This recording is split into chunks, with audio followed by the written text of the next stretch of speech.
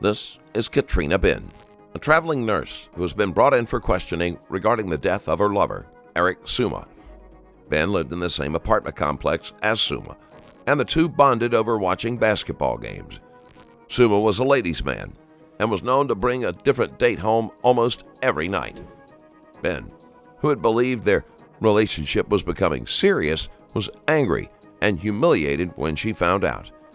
When family and Somuah's coworkers couldn't reach him, the police were sent to do a wellness check. They found Somuah in his bed, shot execution style in the head. Sure you don't want any water or anything? Yeah, fine. Okay. Thank you. Bagel, have you eaten? We got some bagels here, so I can offer you that. I'm just gonna grab a cup of water, and as soon as the military gets back here, we'll...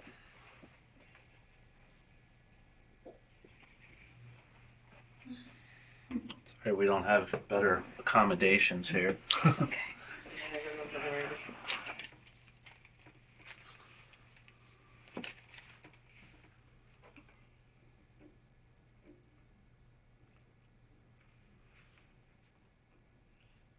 Do you mind if I keep the door closed? If we actually have people walking by, and is that cool? Yes.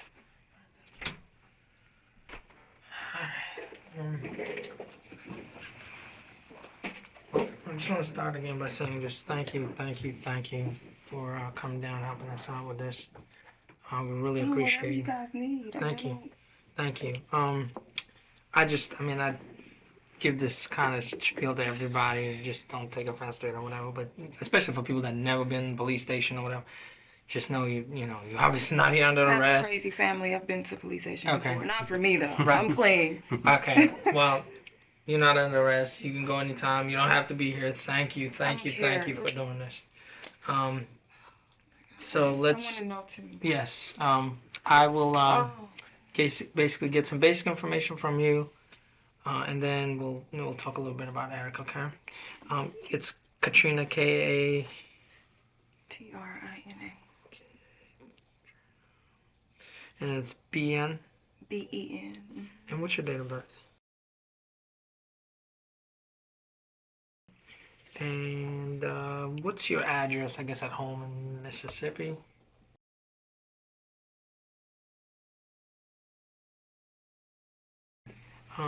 Is there a phone number, I guess? Is there a cell phone number for you? They want to.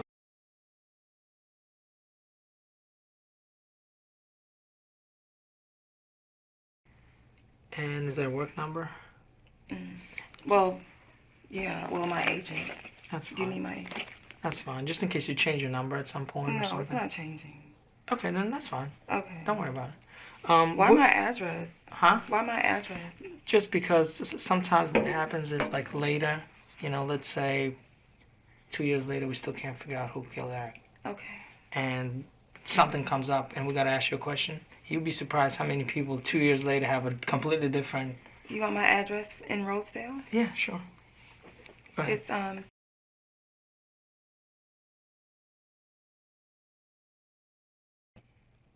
And where's that again? Rosedale. Maryland. I picked up my key yesterday. Okay. All right. Okay. So you moved in the high rise how long ago? March 11th, I believe. March 11th. And okay. And how'd you meet Eric? Eric Somuah was an ambitious young man in the prime of life. He was a top seller at a luxury car dealership, and he enjoyed being able to support an expensive lifestyle. He wasn't ready to be in a committed relationship, and he was under the impression that Ben understood the nature of their relationship. That assumption turned out to be a fatal mistake. I met Eric outside, like 2 weeks after I had been there. I think we get off work or get in about the same time. Uh-huh. So I usually get off around 6. It takes me a while to get home. And we were walking in, and he asked me if I was a nurse. And we just stood outside and chatted maybe 30 minutes because he was starting some kind of agency, nursing agency, kind of like what I work for. So I'm a basketball fan, and so is he. So that was our connection. The game was coming on that night, and he was like, we can watch it. He asked if I wanted to go to his place, and I was like, well, we can do upstairs, the 15th floor. There's a nice community room, big TV. So That's what we did. We met there a lot and watched the games. And about after a while, I gave him my number because we would just all go there all the time. It's like a group of people that go there, and we don't have mutual friends. I don't really know anybody here, but people knew me when they saw me in the hall because of him, you know. But yeah, there were several people, and one guy in particular that he owed the money to. I'm a little confused, but I think he lives there. The guy. But Monday, I'm skipping around. Yeah, but that's Monday, we went. I'm sorry. Just ask me whatever. No, go ahead. Go. If you're gonna jump, I'm just jump. thinking about that. No, it's fine. Because if we gotta go back, I'll take you back. So don't worry. What were you gonna say? Monday.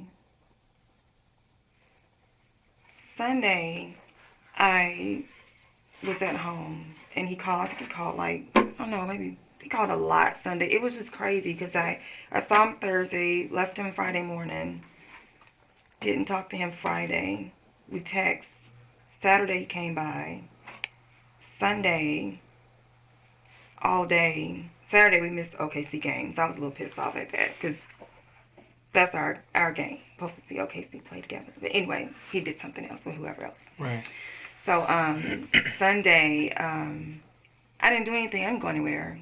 But every time he called, I was like, no, I'm gonna go somewhere. I'm gonna do something. Just I was a little pissed off. But anyway, he came to my place. It was late. It was after the game. It was like midnight or something. And we spent the night together. He left at like 6:30 when I was getting ready to go to work. And OKC was playing Monday, so we automatically see each other when OKC is playing. So Monday after he got off work, he called. And what time did you get off work Monday? 6. I always get off at 6. This whole week I got off at 6. Work Monday, Tuesday, Wednesday, Thursday. Okay. But I think it was about let me look here, maybe 8 something when he called me. Oh man.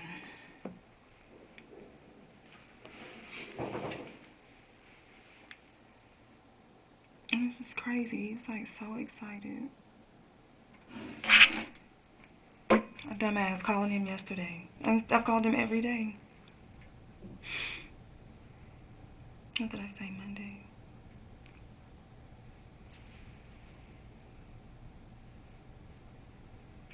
$8:12. So he called you?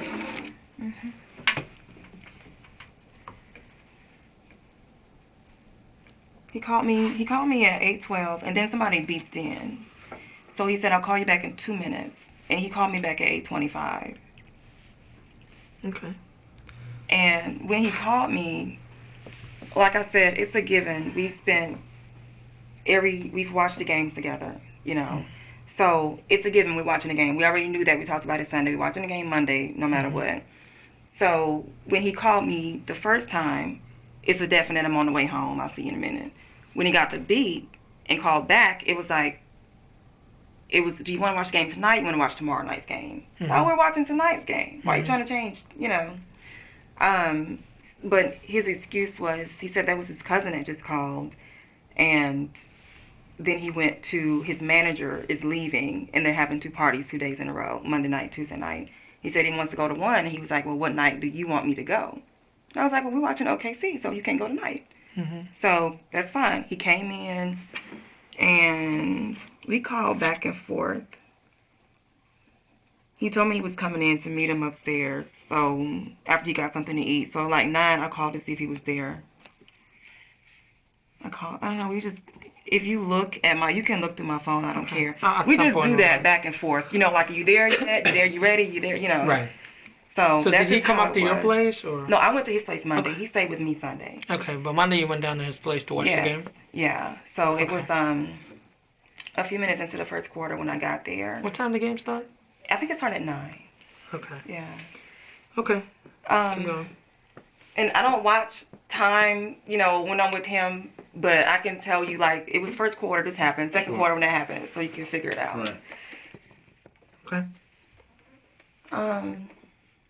So sometime during the first quarter, he called his brother, his brother called him. And I don't know if it's actually his brother because Eric didn't have a heavy accent, but whoever he called, this was a speakerphone call, Right. and he was talking to somebody that had a really heavy African accent. Okay. And he said it was his brother, and he actually told this guy that he was with me, So this is what he normally does. He's like, yeah, I'm kicking it with my girl, watching the game like we always do. Okay. Sometime in the second quarter, he said, I did something real stupid a couple of days ago. And I was like, what? He said, I smoked some weed. I was like, okay, whatever floats your boat. I know people that smoke weed. I've never had any in my life. Feel free to take a blood sample, hair sample, whatever you need to do. I've never had any. I don't like to be around it, And I kind of said something to that effect to him. And what I actually said was, I was kind of joking, but I was like, I work for the government. I ain't got time to be going down for no weed, He was like, girl, please, I know somebody in the building, I kind of want some. He said, it's in the building. Okay. That was that. A few minutes later, he called someone, and he asked them 2 or 3 times, where are you at? Where are you at? Where are you at? And then he just hung up. I don't know if they hung up on him. I don't know, but... What time do you think that calls? That was during the second quarter. So he was on the phone with me. You go through his phone. We were talking. You can look at the times in here if you want to see the last time he talked to me. And then he had a call with his brother. That was a speakerphone call. If he called someone between me and the brother, I don't know. It was just a time for me to come from the 11th floor to his floor, So called you first. So after me, he talked to somebody that was supposedly his brother, heavy African accent. During the next call was for some weed. The next 2 or 3 calls was for some weed. The first weed call, it was a hang-up. He didn't say bye or anything. I don't know if they hung up on him or he hung up on them. I don't know. But he kept asking where they were. And then I didn't ask any questions. I don't deal with stuff like this. I shouldn't have an inquiring mind at a time like that. That's the way I feel. Okay. So, a few minutes passed by, and he calls somebody else. This person is either Will or Whip. I don't know. It sounded like he was saying Will at first, and later on it sounded like he said Whip. I don't know. So that sounds... He initially called somebody who you think lives in the building. He said the person lived in the building, but then definitely. Called somebody else, sounds like. Right. Will or Whip. Okay. And then what happened? Beginning of the third quarter, he... I know this sounds so stupid, but for real... I just relate stuff to what quarter it was. Too, so I don't know what time it was. That would have been probably... The games usually last about 2 hours, right? Yeah. So we're talking probably a little after 10. Yeah, 10 and 10:30 then. So whoever this was, he was speaking code, but I'm not stupid. Right. I know what 420 is. What was the... 420 is what I picked up on, but it was other shit. I don't know what the hell he was saying. Okay. I'm not that cool. I don't know. He knows all that stuff. Yeah, he looks like he probably 420 is already way beyond me. Yeah. So go ahead. So he talks to this person, and it just sounds like they agreed to something. So he gets off the phone. A few minutes pass by, and he says, "I gotta bring something to my boy." I was like, "Okay, the game's on." He said, "I promise we'll be back before the third quarter's over." It's already the beginning of the third quarter, So he said, "Let's just go. Coming right back. He was so excited, like the whole night. It's so spooky now. He was so like abnormally excited to see me. Okay. But so we go and get in his car, and I thought he said on the phone, he said, "I'll call you when I get to 7th Street," is what I thought he said. And 7th Street, all I know is DC 7th Street. He said that to the guy, or the guy said that to him? He said that. This wasn't on speakerphone. This is just what I heard Eric saying. But before he got off the phone, and I said it sounded like they agreed to something, he was like, "Yeah, I'll call you when I get to 7th Street." So I guess he was going to go buy the weed from him. So we get in his car. I'm only familiar with the side of the building that I live in. Which car did you get in? His Range. Okay. The detectives were originally interested in this angle because, as they found out after speaking with people close to Somuah, this was outside of his typical behavior. If you haven't yet, check out my Patreon page that is full of exclusive videos, like this one, about a detective being questioned for his extremely harsh and intense interrogation tactics. You can watch it right now at patreon.com/Stranger Stories Plus. He has a Honda, I think, but I've never seen it. Okay. I only know that because he paid his insurance bill over the phone. He paid his phone bill. No, he made another call. I'm sorry. I told you there was me, the brother, and then the weed call. He called to pay his insurance, car insurance. So, Okay. which that's probably obviously an 800 number or something. I don't know. Right. I forgot about that. Okay. What else? So we get in his car, and the first thing he did, the area that we came out of the building downstairs, where you were parked at, he parked there, but on the opposite side of the street, and he walked into that building. And I don't know, maybe that's the entrance to the east side. I don't know, I've never been there. Okay. But he went up there for maybe between 5 and 10 minutes, and he came back down. I don't know why he went. He didn't tell me. I didn't ask. Okay. I didn't see anything in his hand. We left there and went to the ATM by Giant. And his music was blasting. Just blasting. He was like just so hyped about something. It's just crazy. It's like he was having the best time in his life. And now he's dead. But he went to the ATM. After he left the ATM, he started going down 29. And I was thinking we're going to 7th Street. So I finally asked, so where we going? And he said, we're just going right over the hill, just right over the hill. People started talking like that, and made me nervous. You can't tell me where we're going, is what I was thinking. So I started reading street signs. So Prelude is the first sign that I saw, the street that we crossed after that. He made a right onto 650. Like, I've been up and down Right on 29, but I've never turned off before getting to, like, going to Cantonsville area. Way down 29. Right. So he made a turn onto 650. It was really dark. It was like a big curve. And then a right onto Oak Leaf. And there's an apartment complex right there. He went in through... The high rise? Yeah, it was tall. It was a couple of buildings. There's a gate that he said you normally go, just drives right up in the gate. Well, the gate was closed. So he said I have to go through the security. So, okay. Not a problem, right? So he drives up to the gate, and there's two young, like really dark-skinned African guys working the gate. And the guy asked him, he said, what building are you going to? And Eric said, well, not this one, but that one, just pointing. And the guy kind of looked like, you don't know where you're going, And he said, 420, man, just like that. And the guy said, told him that? Yeah, he said, at first I was thinking building 420, okay. But then the communications between them after that, because the guy said, oh, okay. And then Eric said, good looking out. So I'm like, okay, 420, I got you, 420. Okay. So he came in, he made a right, and he went through the parking lot, like toward the back of the parking lot, made a left, round another curve. And I'm telling you, I'm out here by myself. I'm looking at signs. I'm trying to remember addresses. I didn't know what was happening. He's never, ever done anything like that around me. I didn't know he smoked weed before tonight. I didn't know he was going to go buy. I don't want to be in your car if you're going to go buy weed. I didn't really know what he was doing, but I'm not stupid. I figured he was going to go get some. But anyway, the building he pulled up in front of, it's 235. I think it's 11235 or 12235. I used to live actually back in the day. I used to live in that but complex. The numbers on the building, that's what it was, something like that. So I'm looking at him, we're talking about something. He says he's going to get in a car. And I turn, before I can even turn and see who's getting in the car, the back door opened. So the guy gets in the car, and it was real quick. I mean, the light was on, the whole deal, whatever they did. Eric had money. He gave him the money. I didn't see anything because I wasn't looking. I'm not trying to look and be nosy. But Eric said that's 60. And they started speaking code, and the guy got out. All this happened before the light could even go out in the car. Because I'm thinking, if you're going to do something like this, turn the light out. Somebody might see me. I work at NIH. I don't want to be identified in something like this. So that was it. We left. Did you see what he took? Was it a bag? What was it? I didn't see anything. All I know is that Eric, I assume, took the money, and then he said this 60. They did dap, hand stuff, whatever. I was looking straight ahead. Did you see the guy?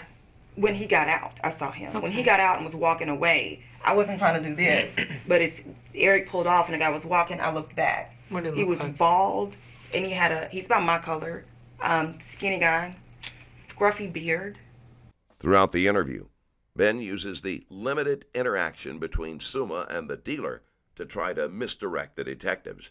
It was never clear if she originally planned to blame him or if she decided afterwards that having another suspect might prevent the investigation from being focused on her. Thin, scruffy beard. But that was just like a profile. How old do you think he is? Oh, I have no idea. Well, do you remember what he was wearing? Blue jeans and t-shirt. Did he get in the passenger or the driver's Passenger. He was right behind me. Right behind you. Yeah, and because I didn't see his face straight on. I wasn't trying to look at him directly. I'm not trying to look like I want to know who you are. Right. But, yeah, I don't know. Maybe Eric got some weed that time. I don't know. Just thinking forward, it doesn't really make sense like the rest of the night. But anyway, he definitely gave him $60 because he said it. He said that's 60. And they got in that car. We pulled off. Went back to the apartment. And it was the beginning of the fourth quarter. We watched the rest of the game. We chatted. When the game went off, we were just chatting. He was telling me how Wonder Woman bought 2 cars. Her and her husband bought 2 cars at the dealership that day. Yeah. So we went through his phone looking up pictures of Linda Carter because that was like, we're both 34. We remember that, you know, back in the day, Wonder Woman. And he was telling me about, this guy has so many goals and so many dreams. He was telling me about his agency, and he like updates me on stuff every day. So the neighbor was upset with him. The neighbor is supposed to be his partner. She was his partner. I think she lives to the left. If you're facing his door, I think she's in the apartment to the right. Immediately? Yeah, because I'm pretty sure, and I can tell you why I think, but yeah, I'm pretty sure she's immediately to the right. Because one night we got a little noisy, and the phone rang. He was like, probably my neighbor telling me we too noisy. But then the conversation was nothing about noise. It was just talking about business, you know. And that's it. Have you seen Inka? I have never seen her. Okay. I've never seen her. Okay. I didn't even know the partner lived next door until that night. Okay. You know. But that's his partner? The partner in the business is what he was saying. But on Monday night, he was telling me she's not really a partner. That she just really helped him with one assignment. They had on Friday they met for lunch, and Thursday I spent the night with him. Friday I had to work, so he was telling me what he was going to do Friday. Noon he had to meet with her, and then after that he was going to watch the game with somebody. That was I think Miami game. I don't care about them, so I didn't watch the game with him. But apparently he showed me on Monday where he sent her. I thought it was an email, but he referred to it as an email. It looks like an email, later referred to it as a text. But anyway, doesn't matter. He said she's upset with me. I haven't really talked to her since Friday because she wants to become a partner. And I was like, well, I thought she was your partner. He said, no, she was just kind of helping me with like policies and procedures because she does something. She's, I don't think she's a nurse, but she does something in like the healthcare field, like behind at the desk, you know. So he said that she asked him to become a partner, like get paid because he wasn't paying her. And I didn't see anything wrong with it. I'm like, sounds like she's doing some work. You know, he said, well, read this and tell me what you think about it. So he hands me the phone, shows me the email. And it was very professional. It looked like an email to me. Okay. And he said it was an email, but later in the conversation he referred to it as a text. So it's in his phone. Right. Just look at his phone. But it was very professional. It took up the whole screen on his phone. It was like his phone's like the same size as mine, and it was professional. He basically told her he didn't want to make her a partner. He wanted to keep the structure simple, and it was a lot said, but it was all professional. You know, he let her down easy. Okay. And he said after that he didn't hear from her at all, so he sent her a text asking, "Did you get my text?" That's when he referred to it as a text, and her response was just yes, and that was it. Okay. And he hadn't talked to her in a few days. So Okay. they weren't on the best of terms. But that was it.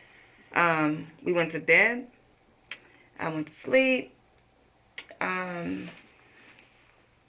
Around 2, I was awakened by, I don't even know what time we went to bed, but excuse me if this is too much information, but we had sex for a while, and I went to sleep. So when I woke up to him talking to somebody. And it was a guy. And I don't know how he knew I was woke. Maybe I coughed or something. I don't know. But I rolled over, and he opened the bedroom door. He came in. And as he opened the door, I could see who I think is the guy from the apartment, like walked by to go to the couch. So that's who he was talking to. And I asked him what time it was. He didn't have a clock or Wait, anything. I just want to get it right. So you wake up, he's not in bed? No, he's not in the bed. I knew he was on the computer. He was Before I went to sleep, he told me he was going to get on the computer. Okay. So I don't know. He just came in the room to see what I was doing. I don't know. He's very, very attentive. But when he opened the door, I could smell weed. He's smoking. Mm-hmm. He's smoking, and I was just kind of like, don't do that around. I don't want to smell like, I don't want my hair smelling like. Where is he at? Where he's smoking? Like, where is he at? He was smoking in the front. So when the door opened, I could smell the weed. I could see the guy. I can see the thing in his hand. It was like he had a clear, like, I don't know, Gatorade bottle or something that was empty that he was putting the ashes in. So who's this guy? I don't know who that is, but it looks like the guy that was at the apartment. But I think I've seen him in the building. What do you mean it looks like the guy that was The guy at Oakleaf? Yeah. It looked like him. I mean, I didn't get a good look at him. It looked like the 420 guy. Right. I didn't get a good look at him because he just like walked by when the door was being opened. But he was also smoking? I didn't see the guy smoking. So I don't know. So when you're saying the clear bottle, that's all Eric? That's all Eric, yeah. But the guy's there, definitely. He's there. If you think back, is he wearing the same clothes? You know, okay, that's fine. Keep going. So I was like, you're smoking, I don't want to smell like weed. Like, I'm black. I'm not going to go home in a minute and wash my hair and get ready for work all that quick. I'm not going to, I asked him what time it was, and he said it was 2. Okay. So he put the thing out. I asked him to put it out, and he put it out. He said, I'll be right back. He went out and put it out and came back and didn't have it.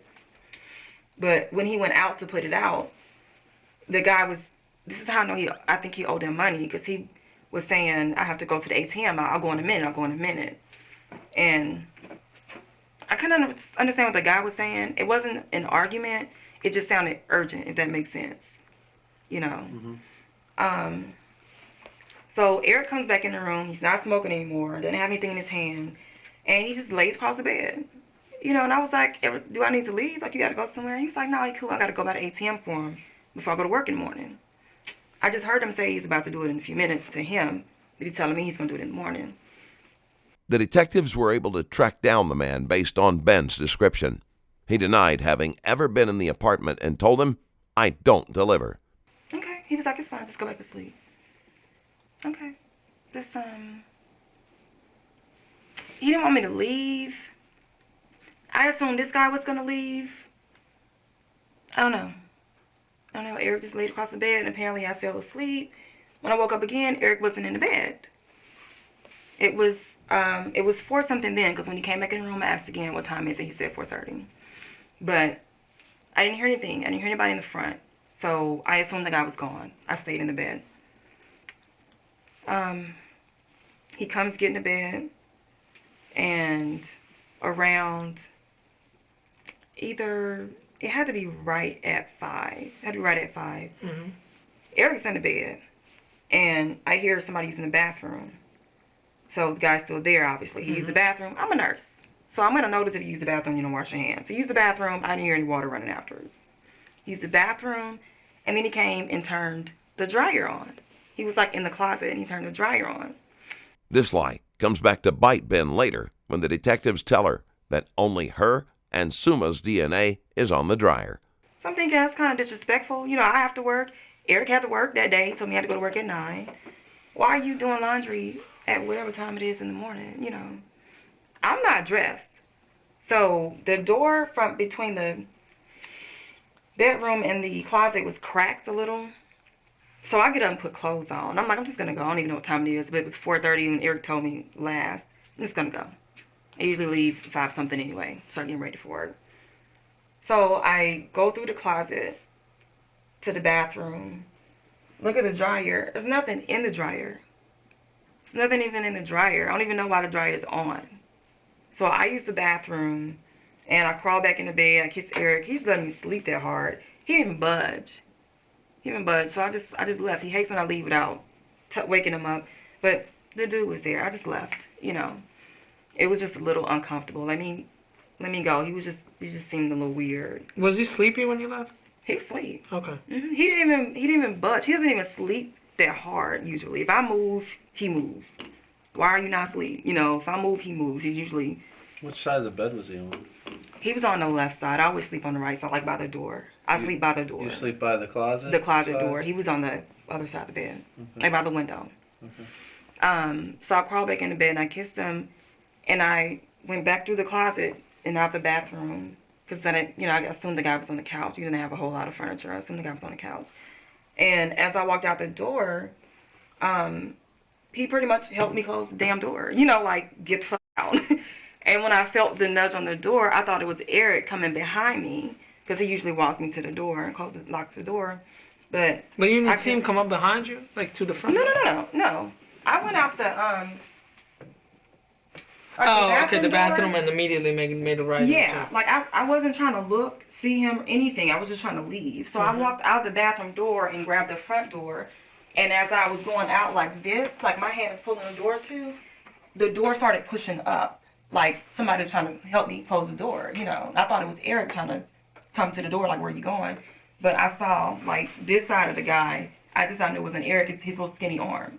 So he was closing the door with his right hand, and I saw his arm. Any tattoos or anything? Or? I didn't notice any tattoos. I don't know. I didn't notice a watch. Doesn't mean it wasn't there, I just wasn't looking for it. You know.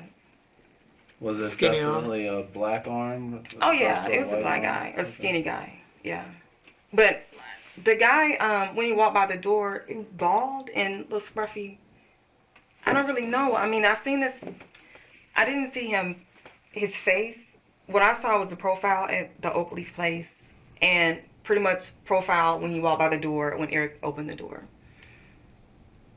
And both those profiles you think are similar? Yeah, it looked just like him to me. Okay. And I think I've seen the guy in the building, like on the 15th floor, like watching ball with us. Like a lot of people know us from being in there watching the ball games, you know? But I was kind of confused because he was at the, like, I don't know if he lives there, if he lives at the Oak Leaf place. I don't know. I don't know. But I got to work and I texted Eric. I don't even know what time it was, but let me go back and see. I can't believe this.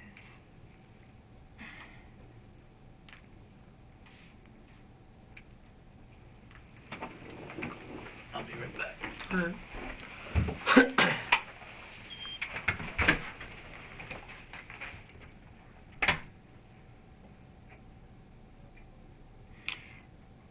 And the text thing that he showed me, it was like dated or email. It was dated the 1st. I'm just looking at this text messages. 8:23. You got to work? No, I get to work at like 7:15, 7:30. I text him at 8:23. And I mean, I don't care if you read this. Maybe a little inappropriate, some of it, but I don't care. But no, that's not inappropriate. I kept it clean on that one. But I did put, like, dude almost hit me in the ass with the door when I left. LOL, you know. You see that? Right here. Wow, that's crazy. Alright. Ben had the foresight to send that text knowing that she would be interviewed at some point. What she didn't realize is that sending multiple calls or texts as if the victim is still alive is a common misdirection tactic used by killers. And he never responded to my text, which during the day when we both work, it may be a little delayed. You know, we respond to each other, so that wasn't odd. But the thing is, he never called me back that day. He never texted me back that day. And I'm like, we never, like, we're cool. Like, right. I don't know. I was going to Society Lounge that night, and he was supposed to go into this manager's party. You know, he didn't go Monday because he gave me the option, you want to watch the game tonight or you want to watch the game tomorrow. I'm going to Society Lounge. You do what you want to on Tuesday, you know. Right. Because I'll be at Society Lounge for reggae night. So, you know, I didn't talk to him. I knew he had stuff to do after work. I just assumed I'll talk to him tomorrow. Tomorrow came. I've texted him every day Today's the first day I didn't text him. Because I sent a mean text yesterday saying if I don't hear from you before I leave, because he was supposed to help me move yesterday. And I was like, if I don't hear from you before I leave, pretty much fuck you. You're not even gonna tell me. You're not gonna help me move, like, so I can make other arrangements. Did you not see like the police around and like? I saw I know it wasn't Thursday. I saw maybe Wednesday when I got off work. I came in. There were 2 police cars. There were no lights or anything. There were 2 police cars when I came in. I think Wednesday. But that was it. Does I don't this guy know. look familiar? Yes. Who is that? It looks like him. Him being... The 420 guy. You already know, don't you? That's the guy that you saw at the Oakley that got in the back seat, and that's the guy you saw in the apartment in the morning. His hair, he didn't have as much hair. Well, But this, yeah, it was this a picture's scruffy. not that. Yeah, he recent. was like, he didn't have as much hair, but this is this nasty beard. That's a. Oh. You're pretty confident What that's happened? the person. I got it. You asked me if I saw the police. Can y'all just please tell me what happened? Well, like I said, I think I told you that he was murdered. We still trying to put the timeline together, but obviously, we thought you were one of the last people to have, been with him. But now, you're telling us that when you left, this guy's with him. And you've seen this guy in the building, like at 15th floor? Is that the same guy you've seen up there? Can I see the face picture?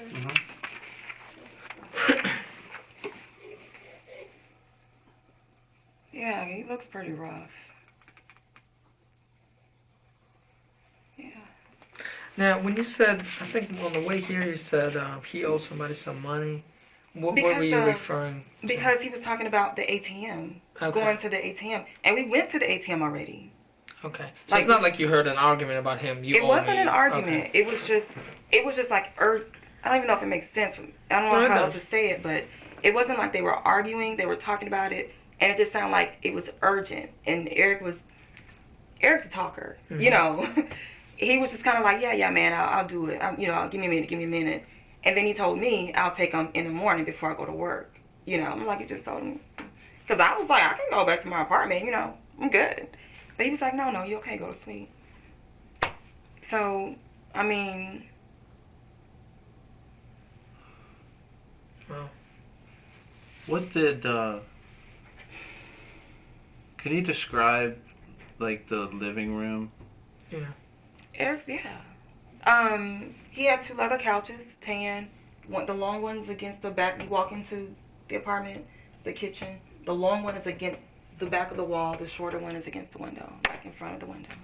Okay. The radio was in the bedroom, because when I come over, we put the radio in the bedroom. Is that the tall one? Mm-hmm. The iPod stand? What about... It usually sits between the 2 couches. Does he have, what about any other, like... tables or anything? Decoration? No tables.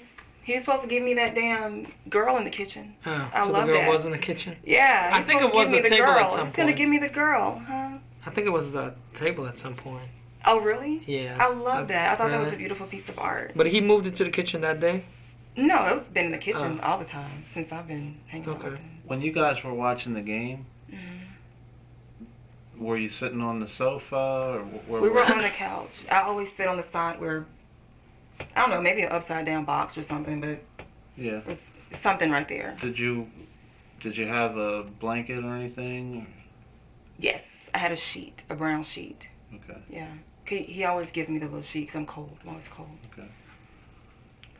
What about a vacuum cleaner? Remember seeing a vacuum cleaner anywhere?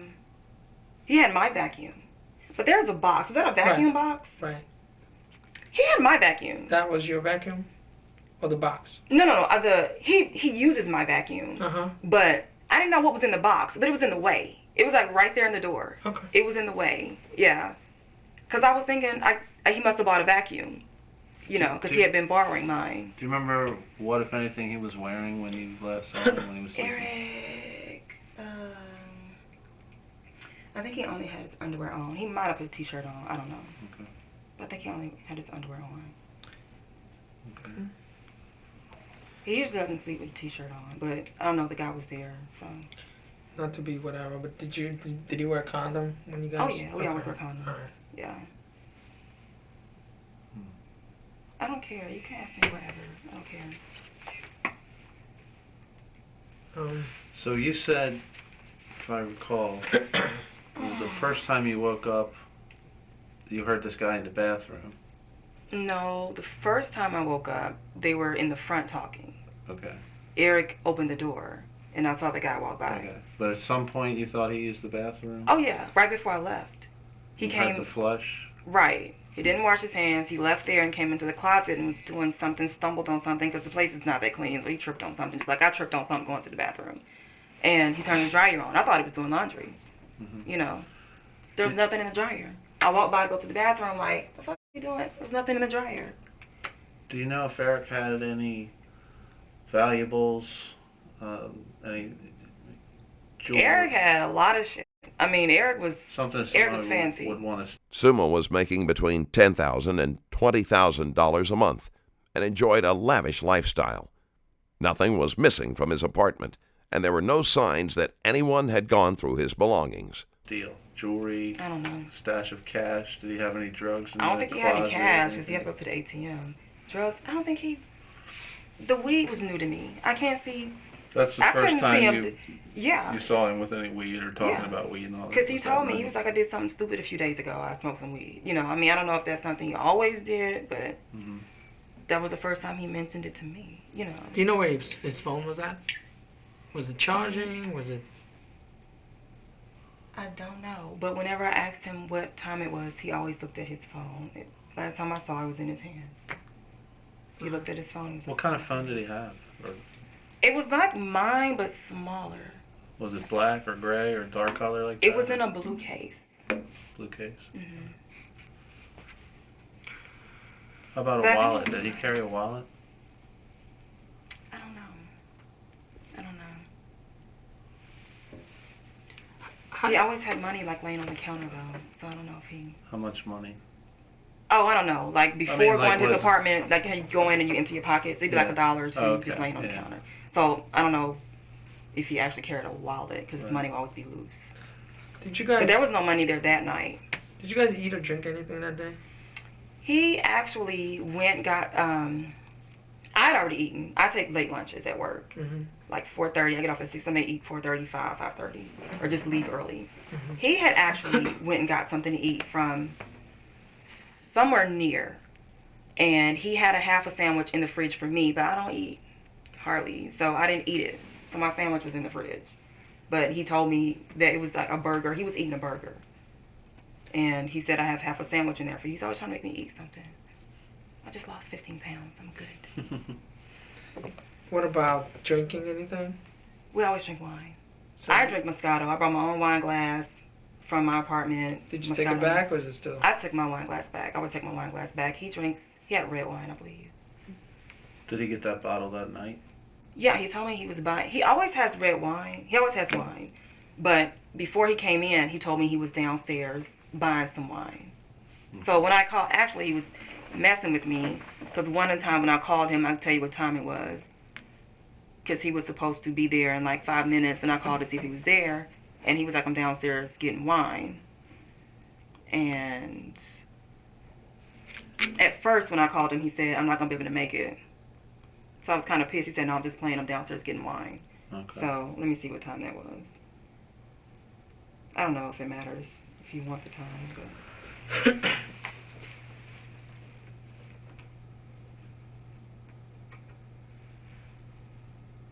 it had to be the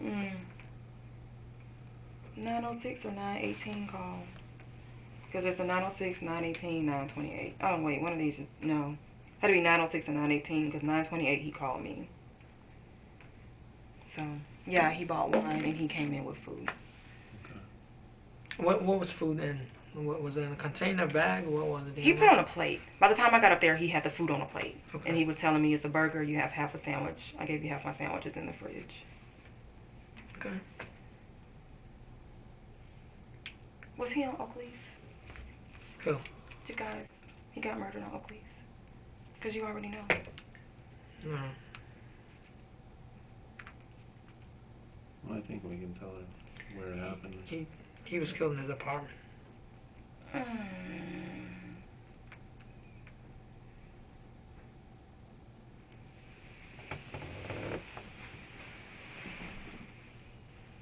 That's why you asked me about the police.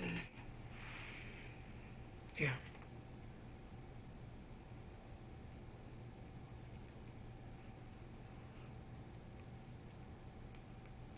That was like Wednesday though, when I saw the police.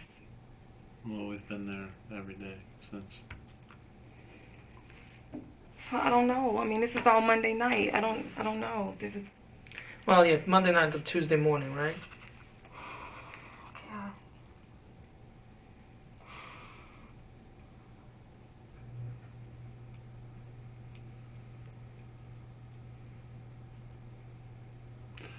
Again, just to be clear, do you think you've seen this guy in the building before that night on the 15th floor? I think I have. I mean, I just remember. I hate facial hair, so I remember. It's pretty distinctive. Yeah, I remember facial hair. And when we watch the games up there, it's usually dim. Like, we dim the lights, and it's just like movie night or something. Everybody just watches. It's always like 2, 3 people Did you other see than us. Eric interact with him up there ever? Eric interacts with everybody. Right. He talks to everybody. Just so I'm clear too. What time do you think he showed up? You would know because you It woken was- up to him He being was there at 2. When we went to bed, I don't know what time the game went off. 11 something maybe. Mm-hmm. We chatted for maybe, I don't know, maybe another 30 minutes we chatted. We went to bed, sex for maybe 45 minutes, and I went to sleep. And then, like, we're thinking that he bought weed on Oakleaf, right? But he didn't smoke any weed when he got back with No, you. he didn't. The He first didn't time he smoke any weed. smokes weed is when you wake up in the middle of the night, 2 a.m., whatever that. And see, I wasn't sure what, it didn't make sense to me because I was thinking, why is he here? We just left him there. Like, and I was kind of figuring, okay, he must live in the building because I was already thinking he kind of looked familiar when I saw the profile and he was going back into the apartment. And it was just, did you guys talk to him?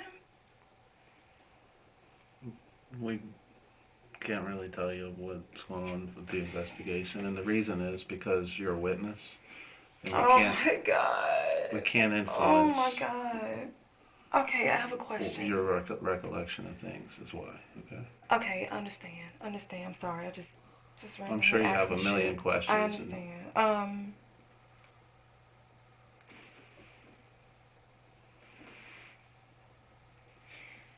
Y'all can ask me whatever. I don't care what you need. Whatever I can remember. Did he make any calls on Tuesday? Am I the last person? Can you tell me that? I mean, I don't know if he stopped calling me or if he wasn't answering because he was dead. Because I've been depressed and suffering and mad and crying because I'm thinking he's not talking to me. We've been like this. Ben is exaggerating the strength of her relationship with Somuah. According to his family, he only saw her as the Monday night girl. I mean, it's Just to settle my heart, It's, I think your heart can be settled. Yeah. That whatever we you were like whatever you were this. We were feeling like this. was real. As far as how the chemistry.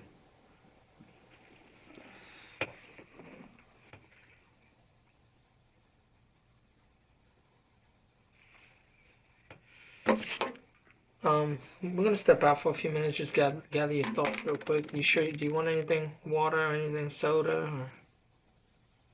Or... You sure? Okay. Let us step out for a few minutes and we'll be right back. Okay? All right.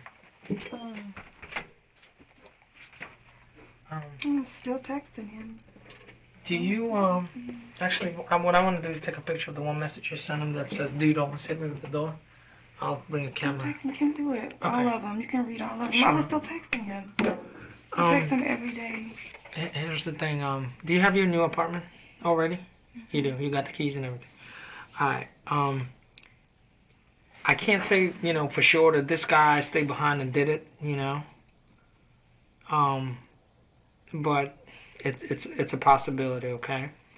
and we don't want you obviously to be in the building right now.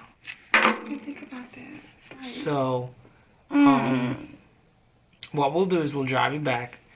We'll help you get whatever you need, and then we would want you to go for a couple of days until I give you a call. Okay? Is that cool? Yeah, I was I have to be at the apartment. What's today's date? I don't even know. Today's the 9th.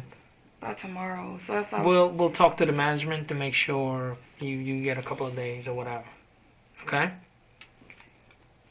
Let me take that. I'll take some pictures out there. That's fine. That's all his messages? Yeah, between me and him. This is the first one I sent Tuesday. Sorry. Tuesday morning, but all of this is like me messaging him. That's fine. Thinking he's just ignoring me, so you can take it all. If I would have known, I could have just printed it for you. Okay. Alright, I'll be right back, okay? After speaking with the dealer, the detectives felt as if Ben wasn't being completely honest with them and brought her in for another round of questioning. You just have a seat there and he'll be right with you, okay? Okay, thanks. Sure.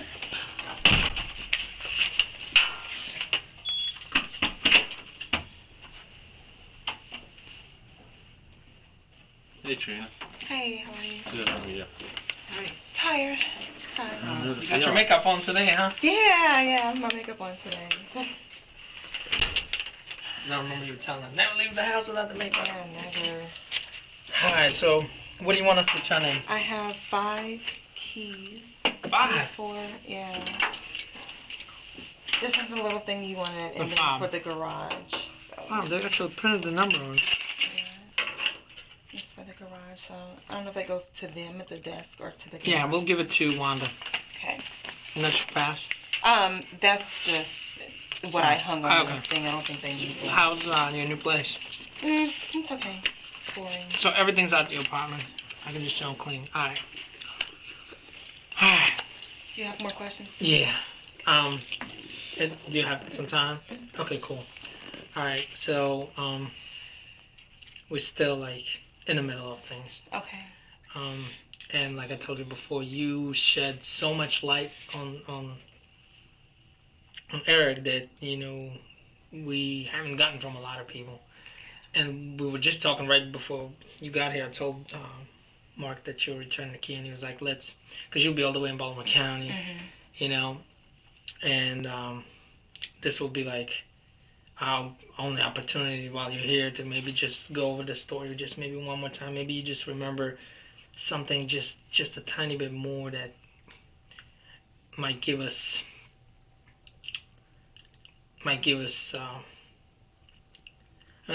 we need to arrest the Is there person something responsible. in particular you just want to know? Because that's everything that I said before. You can ask me anything. Really, I think if he could kind of go through the story again over the last, I think it was like Thursdays where you started with him last Thursday, and just day by day, you know, and we'll ask fill in some details if you can as you go, because we're trying to establish like everybody he talked to, was with, Is this a camera? place he went.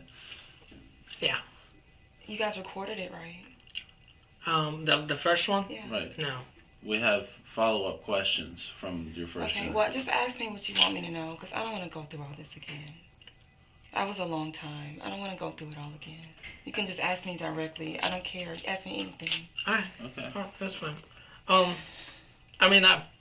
Again, I'll just be, we're looking at this 420 guy, right? Obviously, for obvious reasons. I told you we were watching him, okay? Yeah. Alright. Have you ever seen Eric make a phone call to the 420 guy? Before? No. That day? If he did, I didn't know.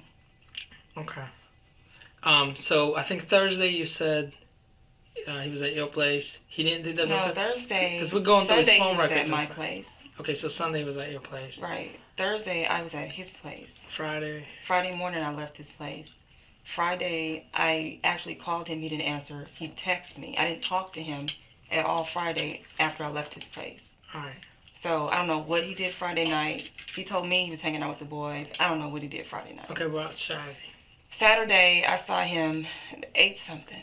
In the morning? At night. I think he said he was watching the game or something. He was going to go watch the game with the boys again. So I don't know what he did Saturday. I don't know. Okay.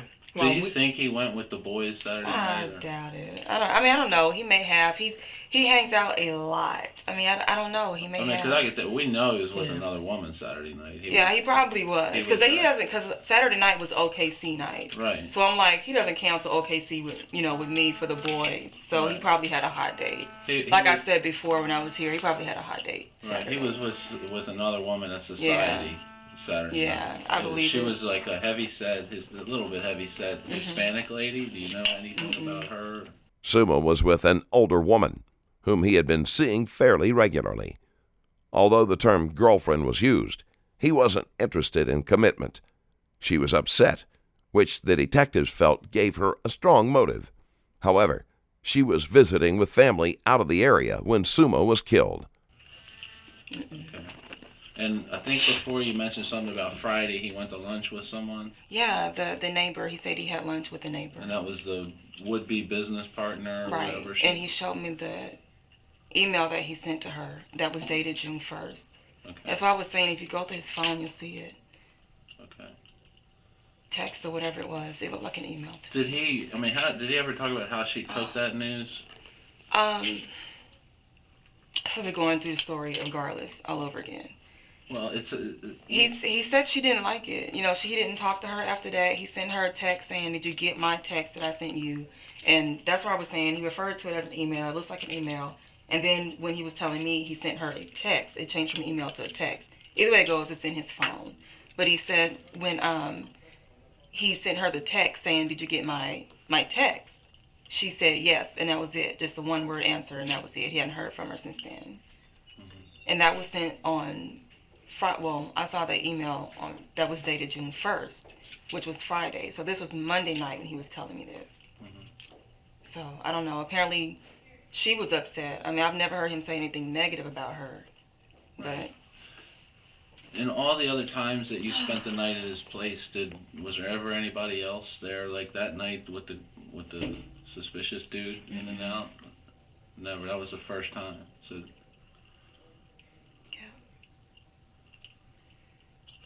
I just want to ask one. All right, we did forensic stuff with all the stuff that was on the table. Mm-hmm. That's why we're asking you about the food, just in case the we don't know if it's the 420 guy in the apartment, but let's say we're assuming that it's the 420 guy in the apartment. Did you see him touch any food? Did you see him touch any plates, glasses, anything? The 420 guy? Yeah. No, I didn't. I wasn't even in the front. I was in the bedroom the whole time. What about like when you're there with Eric before he shows up? What's Eric drinking? Eric was drinking red wine. Okay. From a wine glass. He was eating from, I don't know if it was a hard plate or paper plate he got from somewhere else. He was eating a burger and some other stuff that he got before he came in. And what are you drinking? I was drinking Moscato out of my wine glass that I brought with me. Okay. Did he have the wine, Moscato, is that what it's called? That's what I was drinking. He was drinking red wine. But I mean, he had it, you brought it from your apartment? I was drinking my wine before he even came. Like he has wine. Eric keeps wine. Right. But you just basically brought a glass with you? Yeah, I brought a glass. Like when we go to the 15th floor, we both bring a glass of wine. Like he brings his glass, I bring my glass. Okay. So that day when you showed up, you just showed up with a glass of wine, I guess? Yeah. Okay, gotcha. And food, you said there was a sandwich or something? He told me there was a half a burger in the fridge that he bought for me, but I didn't want anything to eat, but he bought it anyway. But I didn't even go to the fridge. Food. He brought it from that store, do you know? I don't know. So brought a sandwich for you, but you didn't eat? Mm-mm. He just said it was half of a burger in the fridge for me.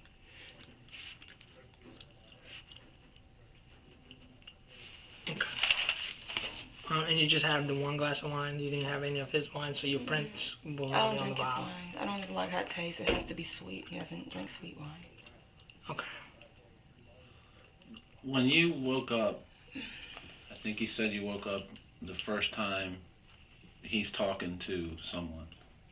You believe that's the guy? He wasn't on the phone. He was having a personal. No, I could hear conversation? 2 people.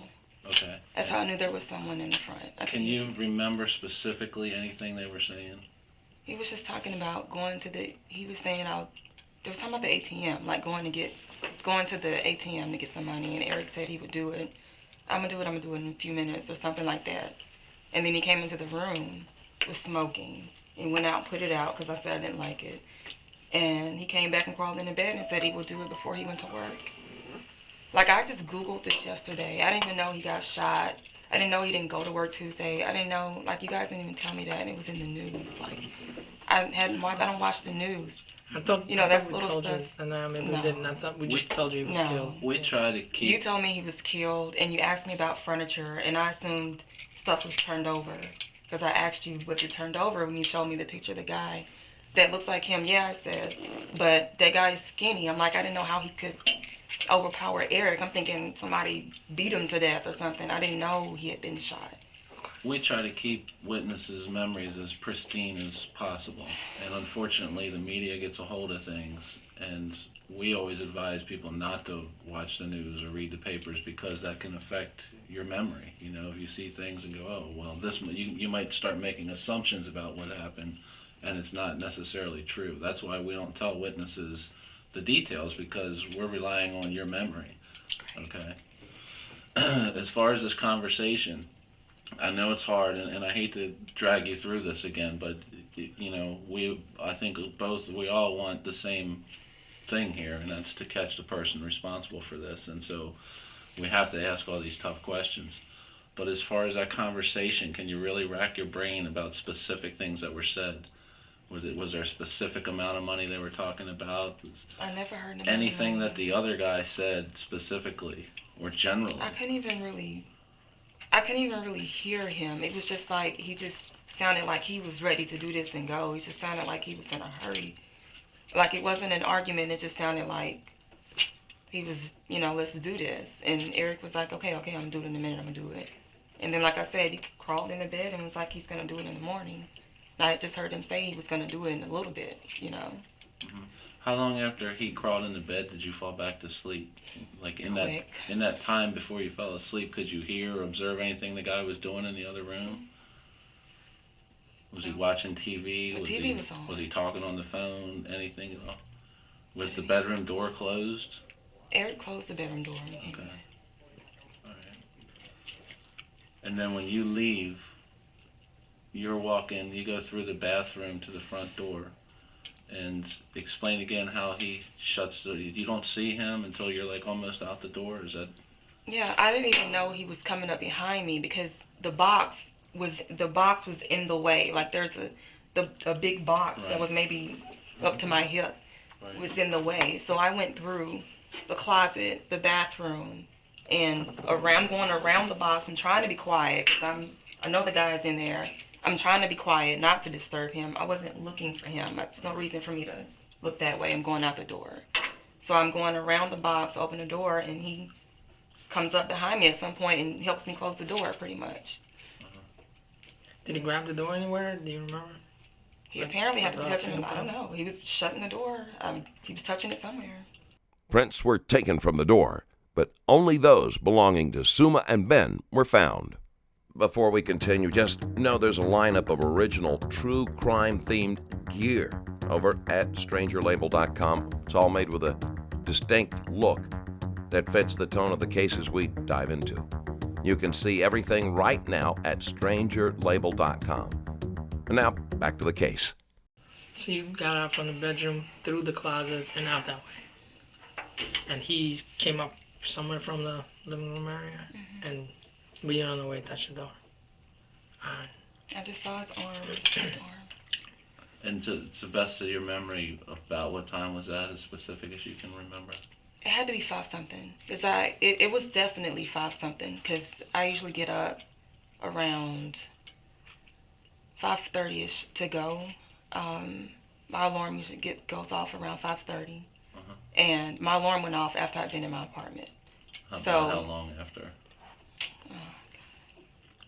Just like 5 minutes or 30 minutes, or It went, I think it was closer to 5 o'clock or 6 o'clock. Well, it would have been before 5:30, maybe it was right? 15 minutes after I'd been in my apartment. I'm not sure. So if your But alarm, that's early for me. I never leave Eric's place that early. So I was disturbed by the guy coming in. I wasn't even dressed. So I just got up and left, you know. Did you ask Eric, who is this guy? What's going on? Why is this guy here? I just said, you got company, or, what are you doing or something? I don't remember exactly. He was like, he's cool. I just got to go, take him to get some money in the morning. Right. What time did you leave for work that morning? I needed to get gas. I left early. I got ready early because I left his place early, and I needed to get gas. When I left to get gas, I realized I left my phone, so I had to turn around and come back. So I don't know what time it was, but it was 6 something. You left your phone at your apartment? Okay. Okay. Yeah, I didn't have it when I was at Eric's place. Okay. I didn't have it. Okay. So after you came back, got the phone, it was 6 something when you left? No, it was 6 something when I left out. Okay. Period. It had to still be 6 something. And when you... Yeah, I didn't even get gas. When you left the first time and then came back to get your phone and left again, did you notice anybody like around the lobby or anything like that? I don't even know if the concierge was there. I don't know. Did you go out the front door both times? No, I never go out the front door. I go out. I'm usually parked on 7. Where we saw you? Is that the door you That's usually where I park. Every now and then I park on the lower level, like. Okay. Every now and then I'll park on the lower level, but even when I park on the lower level, I don't go out the front door. I go out the back hall, but you have to come in the front door.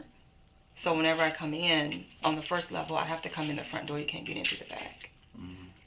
So when I came back, I came in through the front door. I didn't see anybody. Okay. I don't know. Maybe I did. I wasn't trying to remember. I don't know. Nobody does. I mean, you're pretty... There's usually people out there that's waiting on the bus and stuff, but Right. I don't remember. You didn't get that same, suspicious sense you had with the 420 guy at Oakleaf, right? There was About no reason. anybody. You didn't see No, anybody, there was no reason. lurking around or anything. Okay. And then was it a regular day at work? You could, whatever, your 8-hour shift or whatever, and then no word from him at all during the day, and... I text him. You can look at my phone. It's still there. I text him a couple times. Okay. And like I said, it usually takes just regular. When you text somebody at work, sometimes they text right back, sometimes they don't. It wasn't abnormal. But when he didn't text me all day, then, I was just kind of thinking, I'll call him later. And I sent him a text saying, I'll call you before I go to society. And he didn't answer. So, I don't know. Maybe he's out again. I don't know. I don't know. Okay. I don't recall what you said about Sunday. Did you guys spend Sunday night together? We did. Do you remember what he did Sunday prior to meeting with you? Like, what time did you guys get together Sunday? He didn't come to my place. He's never come to my place this late, but he didn't come to my place until right after midnight. And he had been calling me all day Sunday. Yeah, I remember you said you the were beginning, he's never called me that many times. He called me 7 times, I think I counted. Sunday, trying to come over. In the beginning, he called me trying to come over because he was hungry and he wanted to come and eat whatever I cooked the night before. And I was pissed off because we went to the game the night before, so I was starved. That's what I was thinking. Right. So he called me a couple more times, and then he ended up telling me he was in Virginia. A nephew had a basketball game. I don't know. He's a man. He could have been lying about that, too. I don't know, but he kept calling. Wherever he was, he kept calling. And it was... I just pulled my phone out. I don't remember. But I know it was after midnight when he finally got there. If you don't have to remember a specific time. I'm just generally trying to piece together Sunday. But from after midnight, he was at my place. He stayed at my place until 6:30 the next morning. Okay.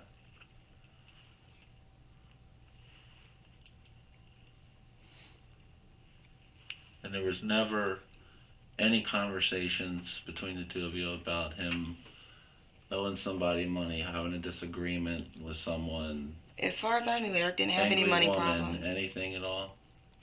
Mm-mm. Do you know of any other If it was girlfriends he an had? angry woman, I knew Eric was a ladies' man because when we first started hanging out, it wasn't like we were trying to date each other. It wasn't like that. He would answer the phone. He would hang up on people.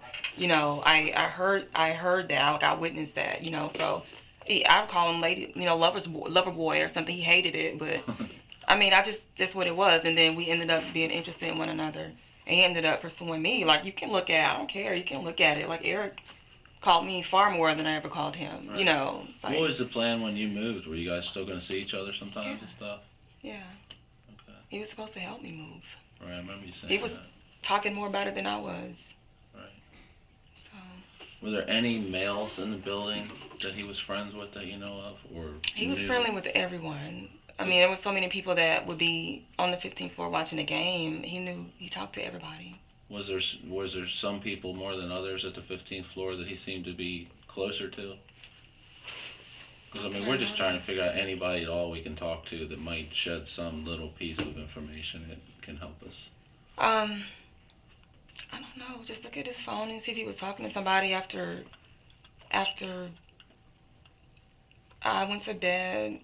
I don't know what time the game went off, but we chatted maybe 20, 30 minutes, went to bed. An hour later, he was back up doing, I don't know if he was on the phone with someone. He told me he was on the computer for a while. I don't check his computer, check his phone. Did he say what he was doing on the computer? Was it? He calls it going to work because he has the staffing company that he was trying to start. So he does whatever he does on the computer with that, you know, sometimes. Somuah was ambitious, and although he enjoyed his current job, he was eager to work for himself. The police checked to see if he might have made an enemy during one of his business deals, but they were unable to find anyone with a motive. So I don't know, maybe he's dating online. I don't know. Check the computer. But yeah, he was a ladies' man. Could have been some angry women. Yeah. He was keeping me happy. It is what it is. Well, my part of it is like forensic part, and that's why I was asking about the food, because one thing we're gonna do is do the fingerprints and all that stuff. So at some point, have you ever been fingerprinted before? For a job? At some point, maybe not now, but we might need elimination fingerprints from you, because there's going to be a ton of fingerprints in this apartment. So we'll eliminate people that belong in his apartment and hopefully find a print of somebody that doesn't belong, like the 420 guy. He would have touched a bottle of wine, right? Eric, definitely. Eric. I didn't touch his wine. What did his glass look like? Because there was, I think, several glasses there. Yeah. Was one of them yours? No, I brought my wine. You asked me this. Right, the other day. I mean, like, I brought my wine and you glass. took it back. Yes. When did you take I'm it back? not lying. Like, No, you when asked did me you, anything. I like, just when feel did like you you guys want to catch me in something. No, when did you take it back? When I left. Like when? The morning when I left. Like, I don't understand what you're asking me. But what was the glass? The glass was in the bedroom. It was in the bedroom? Yeah. Okay, you took the glass with you in the bedroom? Yeah. Okay. Well, like, everything comes into the bedroom with me. Okay. My clothes, my purse. Well, we're just trying to get a sense of what it looked like when you left as compared to what it looked like when we got there, so we know what's out of place. And I don't know. That's like the girl. We initially thought that was weird that the girl was in the kitchen, but you explained that the girl was in the kitchen. Yeah.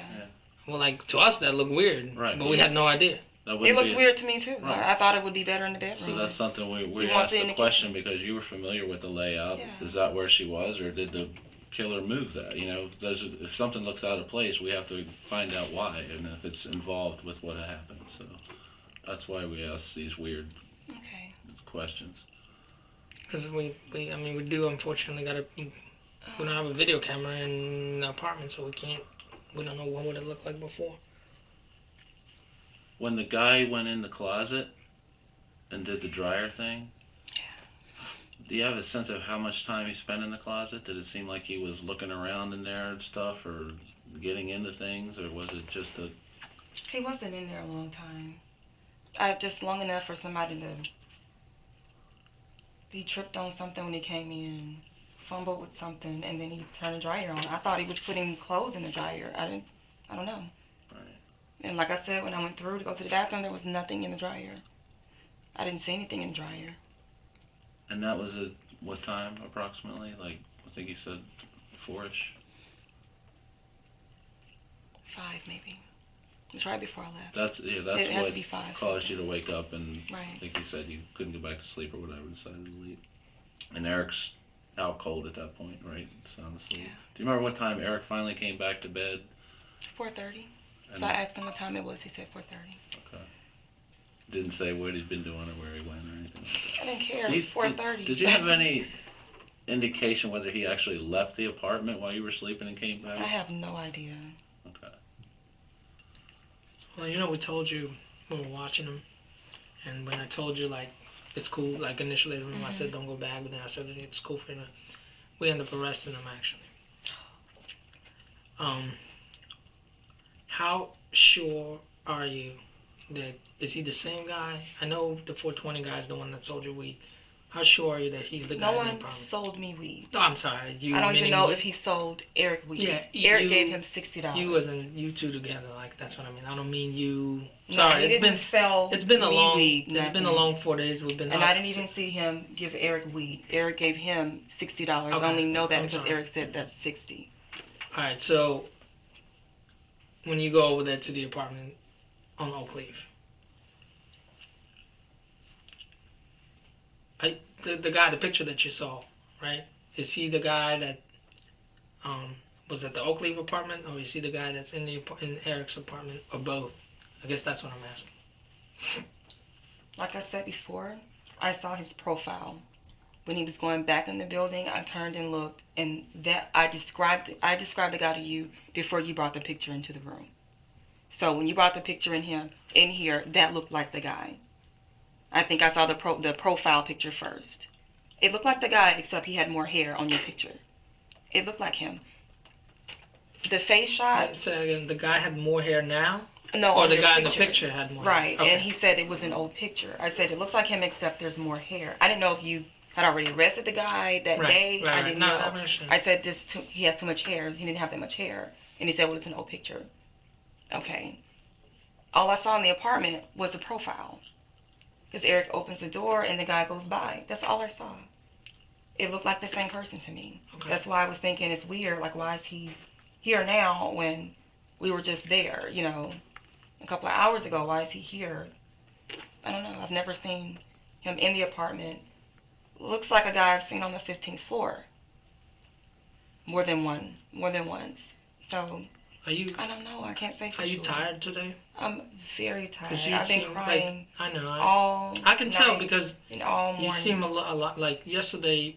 I don't know if it hasn't hit you, but today you seem a lot more like defensive. I don't know why. I didn't know he got shot. I didn't know he got. I did not know. Well, you didn't ask. I did. I asked you what happened, and this is stuff that was in the news. Like, But we still don't know what happened. Like, how can I tell you what happened if I don't know what happened? you knew he was shot. I mean, I understand. Well, yeah, I don't know if can't you tell meant me that. everything, Yeah, I don't know if but you meant that. Like, when you said what happened, it was such an open-ended question that I didn't know whether you meant, was he shot, was he stabbed, was he, beat? Like, And I'll you tell said. you something else about that. The way people are murdered is something that we never want to release to the public. And that That was was a something that our media And people screwed up. I'm very intelligent. Please understand. We see that. I'm We very understand intelligent. I understand you can't just tell me, blah, blah, blah, he was shot, he was in the hallway on the floor. You can't tell me that, because what if I'm guilty and I come in and I say, yeah, he was shot on the floor in the hallway. But seriously, I don't know But- what you meant. When you said what happened, I thought it was But I mean, like... it was in the news. I didn't even know it was in And the that's news. what I'm telling you. You know, I don't watch we're, the news. We're so pissed off that got in the news. I because Googled it, and then nobody's supposed to know that. it said at But least somebody- one gunshot. So somebody he shot outside multiple of times. our He's, office you know, Somebody outside of our office released that information, and that just hinders our investigation. You know what I mean?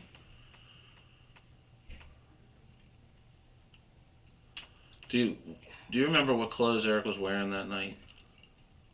Eric had on some gray, almost shiny pants. They were kind of well fitted. Shorts And or long pants? They were long pants. Okay. the tan, like moccasin-like shoes. I don't know what they call them. Mhm. We call them moccasin shoes in the South.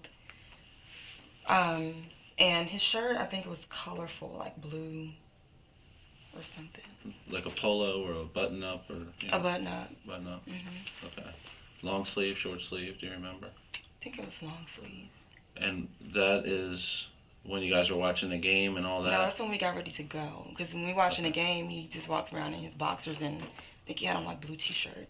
Okay. His briefs and like these blue shorts that probably come to his knees is what he usually wears in the house. Okay. And at 2:30 or so, when you wake up and you see the guy, what's he wearing then? Same thing or something? He had different? the shorts and the t-shirt. Okay. And then how about at 4:30, whenever he comes back to bed? When he gets in the bed, he takes it off. He had on underwear. Okay. When Somuah's body was found, he was in bed, only wearing his underwear. It appeared he had been shot while he was asleep. His hands were tucked under his chin and holding the sheet. Why do you think he was so cool with this dude? Like, Yeah, it's cool with everybody. He's cool with that's why we everybody. asked you whether there were other people in his apartment before. Where have you seen it where he would let some dude like stay in there, like with his girl, or you know? No.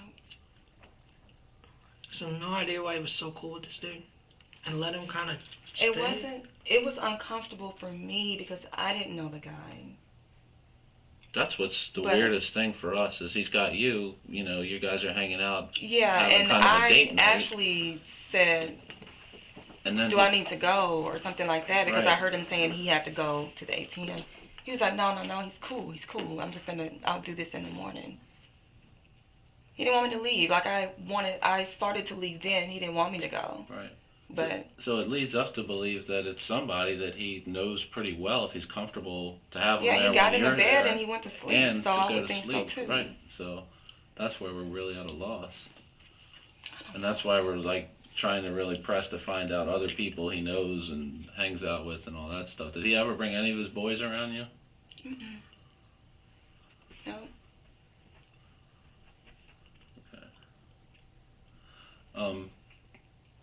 Do you remember any phone calls he made, like say after midnight that night?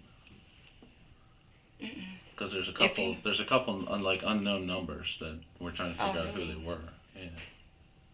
Midnight. I don't know. The last call that I remember was the wheel or the whip guy, whatever his name is, the one that looks like the guy in the picture. And I that went was, to sleep after sex, so he might have been up on the phone. I have no idea. Right. Okay. I have no idea.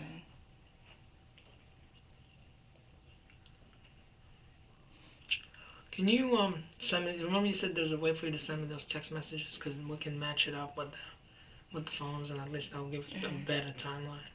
Can you do that? Mm-hmm. I mean, you don't have to do it, just whenever. Okay.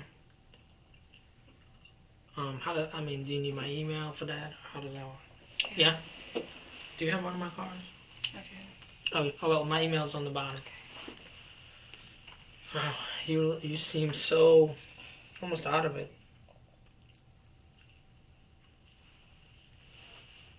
Have you been able to talk to anybody? Talked to my agent this morning. Talked to my dad last night. Last night. What is today? Monday.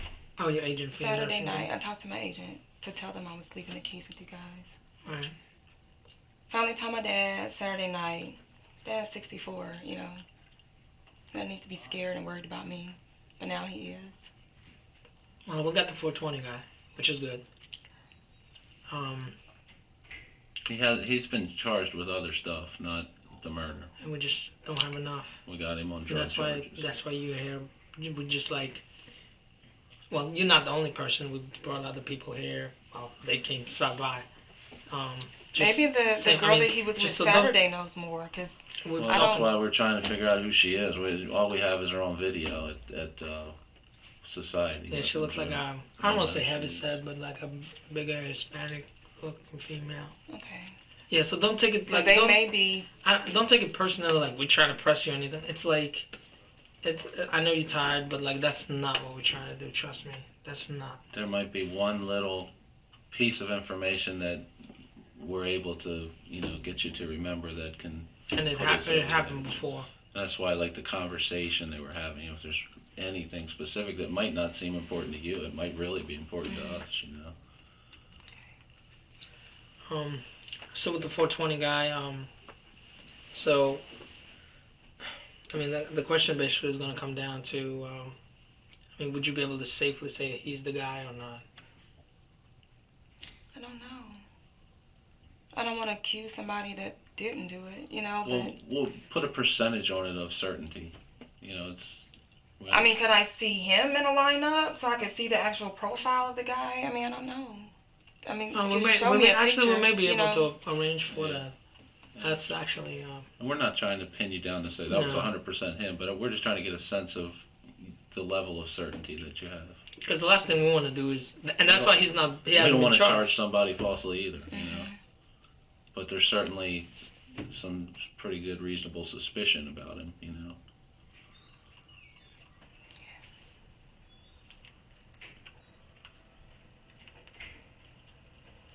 When have you started at Hopkins yet? When do you start up there? I start Tuesday, tomorrow.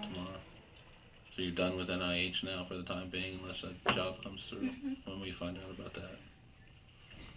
I don't know. I may have to just wait and reapply. I applied for the wrong thing, so I don't know.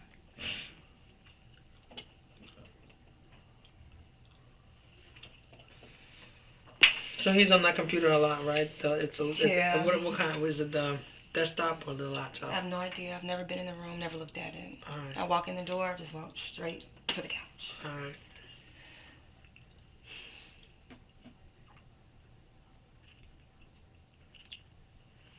Is there anything else that you thought of since we talked the other day that? No. I'm sure you probably played that night through your mind 100 times. Over and over again. Especially when I find out I can't make it to work. Yeah. You going back to Baltimore County from here? All right. Well, actually, I'm glad I was able to prevent you from going to that building that day. Because, like I said, he was on the move. And And the other thing is, I think the management there is fantastic. They've been really helpful. Yeah. But no, I don't know who else saw us walking around with you the other day, so we don't want people talking and stuff like that. So it's better just to meet here. And we'll actually going back there tonight. Like I said, we'll turn everything. And do they owe you anything? Or? No. All right. There's a good chance we may need to have you in to talk again as the investigation That's goes fine. forward. And like I said, we might have to get your prints too. My print's gonna be all through there. Yeah, They're all in his apartment. That's why we need to. It's easier to streamline who we need to look at by eliminating the people we know should have been in there. Like we even gonna have like his other friend that's actually coming tonight, I think, because we know he's been in the apartment. Sometimes, I mean, once in a while, depending on how long they live there, we even get like prior residence. Because it's just sometimes there's like 100 prints in the apartment, and that's like you gotta go through all that. You never knew him or he's never talked about or given any indication he used any other drugs, right? Coke or anything like that. I was surprised about the marijuana. Right. Nope. Did it smell just like marijuana, or was it like, because people smoke dope, boat, all that? I don't know anything but marijuana. I've So smelled marijuana 100 times because I know a lot of people that smoke it. Sure. I've never touched it in my life, but I know what it smells like. It was marijuana. If it had something in it, I don't know, because he was sure sleeping hard as hell. He never sleeps that hard.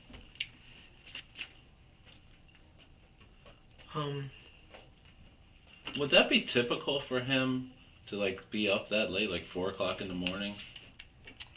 Eric usually 4 o'clock. No, that's not typical for him. Especially like on a Monday night. I'm assuming he had to go to work the next morning. Yeah. Only if we're being active. Yeah, but just I'm usually a night nurse, so I tend to be awake. And sometimes I wake him up if I'm moving, turning over or something. And he's like, "Why are you awake?" He goes right back to sleep. "You okay? Everything okay? You need something?" He goes right back to sleep. He's not just up. He was restless. He was he seemed kind of restless. Yeah, I mean, sounds like something was definitely Yeah. Did it make it sound out of something? sorts that night for him.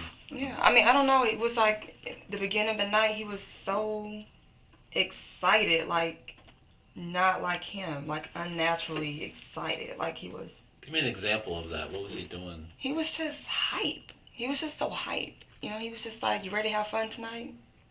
Of course, I'm always ready to have fun. You know, you about to watch the game, talking.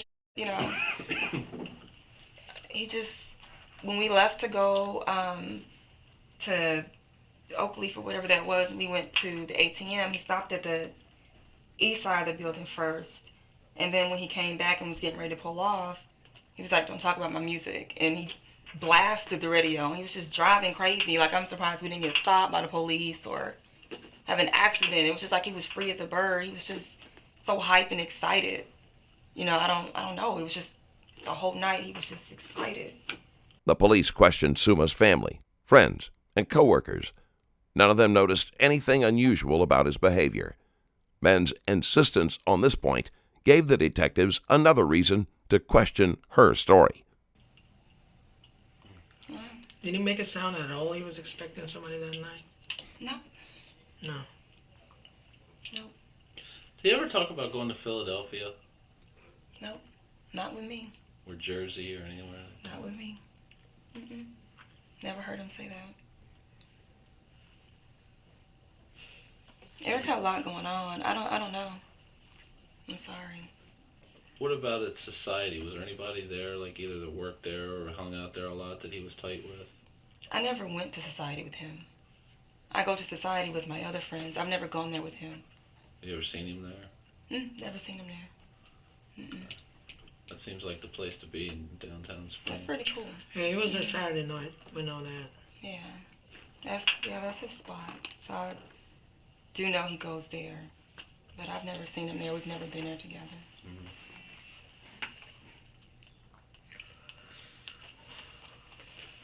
Alright, let me take this.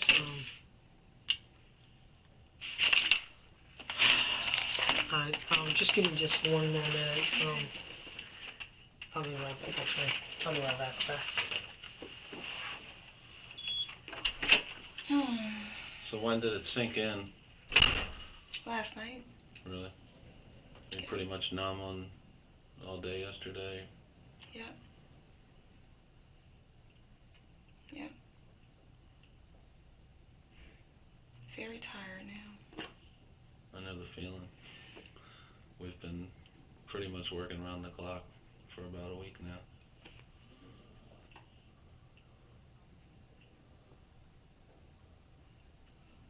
Have you ever lost anyone close to you before? A sister.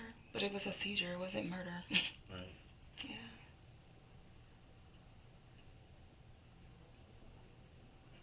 I don't know anyone that's been murdered. Gone through any bad breakups? No, I've never been dumped before. I've had guys that didn't agree with me breaking up with them, but nothing bad, you know.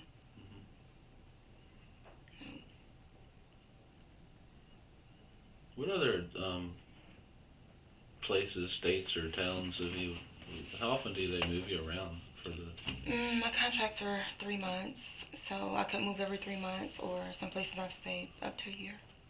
What's like? I'm still trying to figure out this whole traveling nurse thing. Like, why move people all around the country as opposed to just hiring people in that area?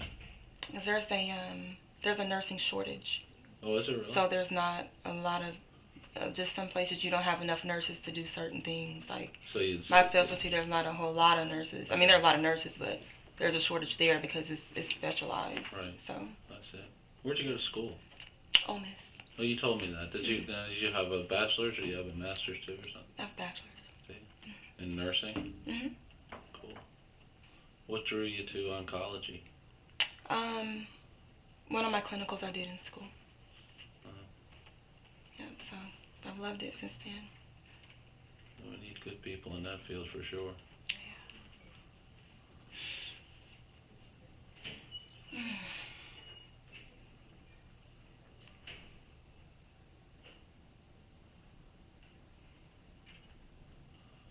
Did you move all your stuff yesterday? When did you get moved out?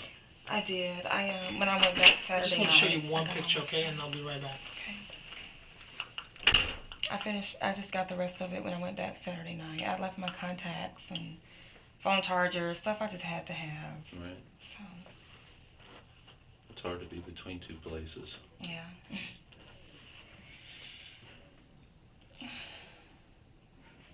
Is your new apartment as nice as the building you were in down here? No, it's nice, but it's different. Now, how does that work too? Does your agency rent those places? Mhm. Yeah, they cover everything. Really? You don't have to pay the rent? They pay the rent? They Really? pay the rent. Wow. I just pick up a key. Man, that's Yeah. great. Yeah. That's real good. I'm gonna have to get a nursing degree. It's been nice to me. Wow. Hell, that's like making $1,700 extra a month. Yeah. That's cool.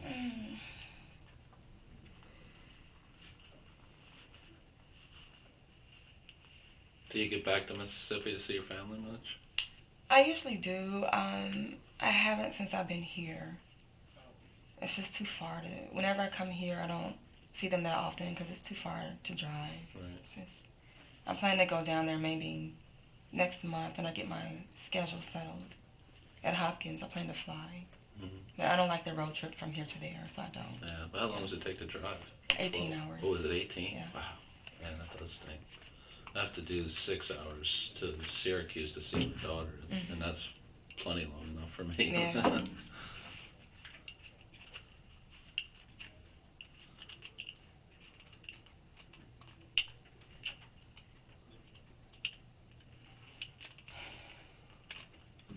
Yeah, it's a tough situation.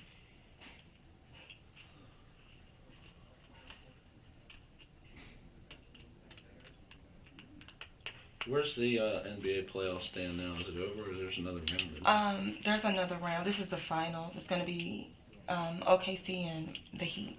So they start tomorrow. Man, I I hope think. OKC wins. Yeah, I can't stand me the too. Heat. I mean, so it'll be good. Eric was a Heat fan, so OKC fan, so that would have been good to watch with him. How'd you become an OKC fan? I was really a Dallas fan, but OKC last year, they're just a good team. They had so much heart and they played so hard. You know, I felt like they deserved a chance. You know. And they're not the Lakers or the Heat, they're the same old. Right. They're just a bunch of a good group of kids. You know, they deserve it. Mm-hmm. They play excellent, so they deserve it. How'd you become such a big basketball fan? I actually started liking basketball. I didn't watch it in school. I've never been to a basketball game in my life, you know, before the last few years. But when I was in nursing school, someone was watching. This is back when Kobe and Shaq were playing together. They were so cocky that I started watching the basketball games only when the Lakers were playing because I would want whoever was playing them to win. Just like the Heat now. Yeah, like it didn't even matter. Like whoever's playing them, I'm going to cheer for them, even if I didn't know the other team, you know. So that's how I got into basketball. Yeah. Did you ever play? Mm-mm. Really? I was never interested in sports. All throughout elementary, high school, college, never. Yeah. Just the end of nursing school. Did you go to many games when you were at Ole Miss? I never did. Really? Mm-mm. Were you there when Michael Orr was there? No. It's two different campuses. I didn't go to school at that campus. I went to the medical school, the medical campus. Uh-huh. Yeah. I'm a huge Ravens fan, so big Michael Orr fan. Got my Ravens purple on today. I see. Yeah.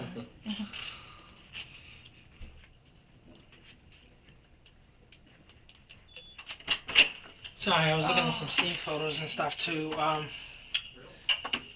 This is the girl that was with him at the Society Lounge. I just want to see, maybe she looks familiar, maybe she's been in the building, anything like that. That's, I guess, him. Remember the hat? Because we could see him basically, he comes up with her. I mean, it's clearly we could see that he's with her. Then he says hi to one of these two girls, I think. And then they go and sit down, so we know they're together. She I looked. don't even remember that hat. Have I seen that hat? I don't think I. No. He's got a lot of stuff. I mean, we know it's Like, him because he paid with yeah, a credit those, card. he has the white pants. I know those pants. But this girl doesn't look familiar. Not in the building. I've never seen her. Alright. Yeah, that's him. I don't know if I've seen that hat or not. I've never like been through his closet or anything. But Alright. he likes hats on the back. Alright. And another thing I looked at was the scene photos, because again, the reason we kind of were asking you about the scene is because we don't know what was in there. There's some people that's been to his apartment that spoke with that gave us some, but you were like the most detailed one. Alright, so we sprayed this chemical that would tell us like if stuff was moved, like let's say a thing was here, like a couch was here, was moved, or let's say if his wallet was on a particular surface, it might show us like the shape and stuff like that. Okay. Okay, what were we gonna say? You were asking if he carried a wallet. And you know, I've never seen him with a wallet. Like I said, when I come, there's usually just cash, like not a lot of cash, a couple dollars laying on the counter. There wasn't that night. But he was missing a credit card. So. What do you mean? Like he said, I'm missing a credit card? He was like, I can't find my card. He was just looking for his card. And that made me uncomfortable. I'm like, okay, let's find this card because I'm in your apartment. Let's find this card. Right. He's like, no, it's in here somewhere. And I said, did you just use it downstairs? Is that what you bought your stuff with? He was like, yeah. Like. Yeah, like yes, or yeah, like maybe. He said yeah, but like he wasn't sure. He had another card because he went to the ATM with the card. Okay. I don't know. He just seemed like he was, like the card was really missing because he looked for it for a minute. And I was kind of thinking, because like I said, the night before, Saturday, he doesn't cancel an OKC game with me, you know. So I figured he might have had a hot day. So I'm like, who was in his apartment who took his card, you know? But when I asked if he used the card that day to get his food and stuff he had, he said yeah, but kind of like not really sure, yeah. All of Somuah's cards were accounted for, which led the detectives to believe that Ben was latching on to any possible motivation that might divert their suspicion. So the wallet. So you said he doesn't carry a wallet. Usually. I've never seen a wallet. Did you guys but I mean, ever, doesn't mean go he doesn't. out on a date, like a dinner or something, where he would have paid? Do you remember? Like, did he pull out just his credit card, or did he pull a wallet out? I don't know what he. Because we seen certain patterns that just may look like a wallet. That's what I'm saying. Oh. And that's, I mean, we seen patterns, like, we can't say, okay, so it's like a pattern like that, maybe it's a wallet. Yeah. You know what I mean? That's why we gotta look like, okay, if you could tell us maybe that's where he puts his wallet, maybe we can say, okay, this maybe. I've never seen a wallet. Okay. But it wouldn't have been, like, anywhere in the bedroom. Like, he wouldn't have left it. Like, phone. Remember I asked you about the phone? There's nothing to put his stuff on. Like, my stuff, when I bring my stuff in the bedroom, I just lay it on the floor. Okay. So, I mean, I don't know. His apartment... So nothing was removed, we're thinking, then, as far as, like, furniture. You know, that would make sense. No, he just doesn't have a lot of furniture. Right. Phone, like, would it be on the floor? Where would it... I have no idea. I don't know. I've never used his phone. I've never looked for his phone. Okay. And I guess your wine, where would that be? My wine, again, is in my apartment. No, I mean, like, wine glass. Sorry, I should have said my wine glass was with me. When I'm watching TV, it's sitting on top of whatever that is to the right side of the couch. And it's like it's light, so I don't know if it's one of the little cheap tables or if it's an upside-down box. I kind of thought it was an upside-down box. Yeah. So that's where I put my wine glass. I sit on that side. It would have like a round pattern on the bottom. Yeah, it's actually my little cup I got from Linganore Wine Festival. It's a little short cup. I usually have an actual wine glass that I bring, which would still have a round pattern. But that one does. It had a round pattern, bottom pattern too. The one that night. Maybe about that big around. Than a typical wine glass. Yeah, exactly. I've been to that festival too. Yeah, so that's what I had when I was there Monday night. All right. Okay, and where else would it be? That's it. Okay. I thought you where said... else would my wine glass be? Yeah. That's the only place I said it. All right. Wait. Didn't you say you took it in the bedroom? Yeah. So where would it be in the bedroom? On the floor, to the right side of the bed. That's where I put all my stuff. Like when I'm in the front, we're watching the game, all of my stuff, like my purse, if I bring my phone, if I have my keys, everything is there. But when I go into the bedroom, so that I don't go through Because I leave at 5 something, 6 o'clock in the morning. So I don't go to his apartment collecting stuff. Right. I bring all my stuff and I lay it by the bed. So So the wine glasses. As long as it's on the carpet, I mean, there's gonna be a round pattern there. Yeah. Anything else that your purse would be sitting there? My purse would be there. So we should have a purse. Is it this purse? No, it was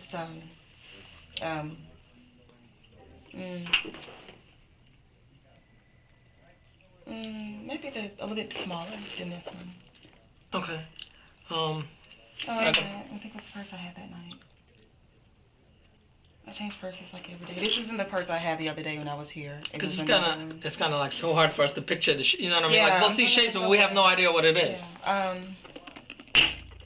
The purse I had the other day was like this size. I think the one I had that night was a little smaller. And you closer to the closet. Yeah, I sleep by so it'll the be closet next to you. What else would it be on the floor? What else would? My clothes. He had some clothes in the corner too. Clothes probably won't leave impressions, but okay. Clothes like jeans and t-shirts. My keys. Phone? I didn't bring my phone that night. That's right. Yeah. Okay. Keys, my purse, the glass, my clothes, my shoes, my flip-flops. What about, do you know what's on the other side? No idea. Probably some clothes. He always had clothes on the floor.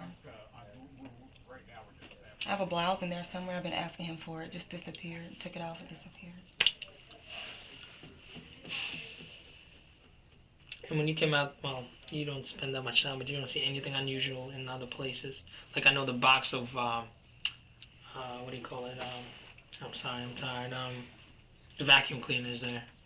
That's a little unusual. That was unusual. I had never seen that before that night. And actually, he borrowed my vacuum Saturday.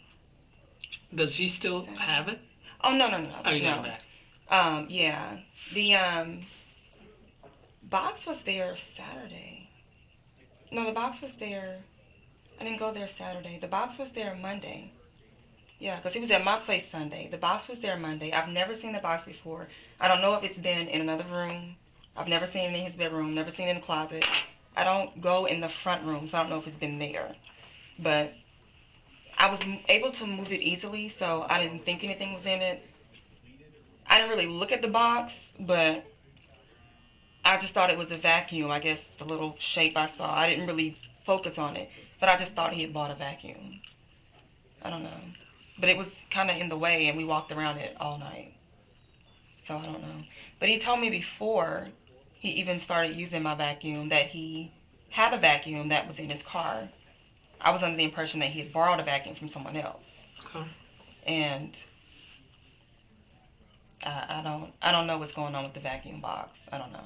Anything else that didn't belong when you entered or left? How about in the bathroom? Because you said the guy used the bathroom, didn't wash his hands. Was there anything that looked out of place or anything in there? Eric had some towels and stuff. There was a pile of stuff like on the left side of the counter, but there's always stuff there. He doesn't clean up that often. Anything else unusual in the bathroom or that looked like? Did you use the bathroom before you went to bed?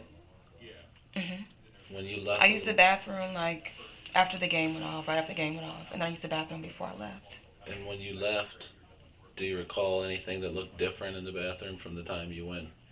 You used it before bed? I wasn't looking for anything, but I didn't notice anything. Nothing stood out. And you said the dryer's running? Yeah, because the guy turned on the dryer. As you're leaving, can you hear it still running? I'm pretty sure it was running because it was running when I went through the bathroom. I mean, through the closet into the bathroom, and I just went back in. It was still running. Kissed Eric, went out, and just left. So. Did you see anything in the dryer? No, I didn't see anything. That was weird to me. I'm Meaning like, I didn't it's see running anything. without anything. Yeah, I didn't see anything. Is the light on in the dryer when it runs, or how did you see it? We have the same dryer. It has to be. The light had to be on. Okay. Yeah. All right, and not definitely I nothing didn't in there. see anything in the dryer. I don't know if there was something very tiny that I couldn't see, a sock, a towel. I don't know why he turned the dryer on at that time in the morning. I thought it was a little rude. We're trying to sleep. We both have to get up and go to work. I don't know about him, but we have to get up and go to work. He's doing laundry at whatever time it was in the morning, 5 o'clock. I just thought that was a little rude. So I was like, let me just get up and go, you know. I didn't see anything in the dryer. But you definitely passed the dryer, didn't stop the dryer. I didn't stop the dryer. Right. You just I mean, pass I it. didn't see anything. But I mean, I didn't stand there and do this Right, either. right, right. But just walking by, I didn't see anything in the dryer worth turning the dryer on at 5 o'clock in the morning for. You know, I Right. didn't see anything. That is really weird. Yeah, that's very weird. Yeah. I mean, there's. I thought so too. I'm like, why the hell is the I mean, dryer on? this whole story, like the guy, like he had to trust the guy, and for the dude to turn on this dryer, help himself, and for Eric not even minding it, like. Yeah, Eric didn't even wake up. He didn't even wake up. Like, you know what I mean? It's just weird. Yeah. Is the dryer loud?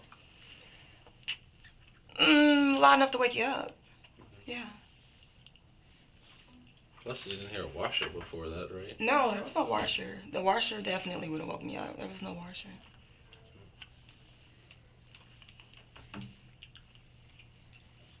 No other noises you can think of, turning on other appliances or nothing like that. The radio was playing in the bedroom. We sleep with the radio on.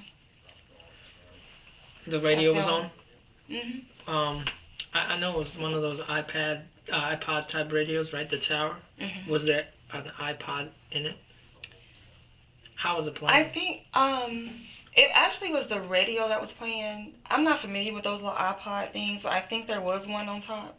You think there was? If it wasn't just the top of the it's a whatever it was, because I was looking to see what time it was, but it wasn't the time on it.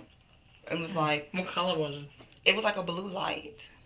A blue light on top of it. Yeah. Yeah. So that may have been the iPod. I don't know how that I think works. the blue on it is actually The part of the radio. part of the radio, but there's well, like a maybe thing there for the iPad. There's something sticking up. There was something Really? sticking up. So, I don't know. I thought what I saw, I think it was a blue light. I thought it was going to tell me the time because I didn't want to wake Eric up again. Because usually, if I have my phone, I just look at my phone and see what time it is. I didn't have my phone. So How are you I would gonna ask get? him, How are you gonna get up in the morning? I was going to get out. No, get up like in the morning, like Get up. without an alarm. Oh, that's what I do. I just ask him what time it is. What time is it? What time is it? Like, I wake up. I'm usually a night nurse. So I wake up naturally, during the night. So all night shift, huh? Well, since I've been here, I've been doing days, but I'm usually a night Okay. nurse, so I'm up throughout the night regardless. But he doesn't have a clock in his room, so I just ask him what time it is, and he tells me. What other lights were on, if any? I don't think there were any other lights on. It was completely dark when you left? TV might have been on. I know I turned the light out in the bathroom because I accidentally, every time I go in there, I turn on the wrong light. Like the first switch, I think, turns the light on in the closet. So I have to turn it off and then turn the light on. But I turned the light off. In the bathroom? Yeah. So the light would have been on. Light should have been off. Like, I turned the light off myself when I used the bathroom. Because I turned Okay, not before I turned you the left. closet light on. Uh-huh. Accidentally trying to turn the bathroom light on. Uh-huh. Because I walk in the bathroom and I just do this, and I think the first switch is for the... But as you're leaving, I think that's what he's at. Like, as you're leaving, what lights are off, on or on? I don't remember if the bedroom light's definitely off. Closet and bathroom lights are off. I don't remember any lights being on. What kind of lights in the bedroom? I don't even know if there is a light in the bedroom. Maybe we just use the closet light. I don't remember ever. Okay. Yeah. When we go in the bedroom, we didn't really turn the lights on. Right. Yeah. So I don't even know if there is a light in the bedroom. Could just be using, because the closet door is usually open. But I always tell him to close I like it dark. All lights out, TV off, radio on, doors closed, blinds closed. So maybe he doesn't even have, I don't remember a lamp or anything in the room. Yeah. Anything else that stands out? I know we're anything else you guys can ask me? we're I'm not so like tired. pressing you. Trust me, we've been working on it racking since our brains. we like just trying to throw anything at you that you can think of. I know it's gonna be hard to watch that game. Yeah. I think he was the one. Eric, I think he was the one for me. Actually, no. But he was trying to convince me that he was the one. Really? That's why I was like, I don't know. I mean, we got closer and closer. We were very close. But I knew he was a ladies' man. I knew he was a ladies' man. But the things he would say was like he was trying to convince me to be with him. And I was like, I don't even know how he really feels. You know, so when he just stopped answering calls and stopped responding to texts, I just thought, hey, he's just doing what he does. What was he saying? Was he trying to talk about Oh. marriage and all that? Or? Yeah, I talked about future and all the stuff that we could do together. And Because that's kind of the same thing he was telling his family about you. I guess maybe that's why he's saying it. And see, that was just, I don't know, when I heard him talking to his brother on speakerphone that night, and he said what he said, you know, the girl I've been, you know, my beautiful girl, whatever he said, that I've been telling you about. I was kind of thinking, what has he been telling him about me? Because I want to believe him. I mean, he's a good guy, but, I mean, I knew he was a ladies' man. I'm not stupid. Did he ever tell you about any kids he had? He told me he didn't have kids. He has kids? I don't know if he does or not. Oh, he told me he didn't have kids. He was like, you don't have kids? I don't have kids. Yeah, he was like, he said it would be perfect. You don't have kids. I don't have kids. We're like, I'm like 30 days older than you. And he was just so, you know, he even said, I bet I think about you more than you think about me. He always said stuff like that. He was just. Suma's sister told the police that Ben wasn't the type of woman that her brother would be interested in as far as having a relationship. For Somuah, Ben was purely a convenient physical relationship. I don't know. Anytime, I just know he wasn't used to, girls flock to him. He's used to That's what we've heard. girls sweating him, yeah, and I didn't do that. So I think that's what got him, because he's not used to that. So yeah, I know he's a ladies' man. I think I asked you before if you ever seen him with a gun.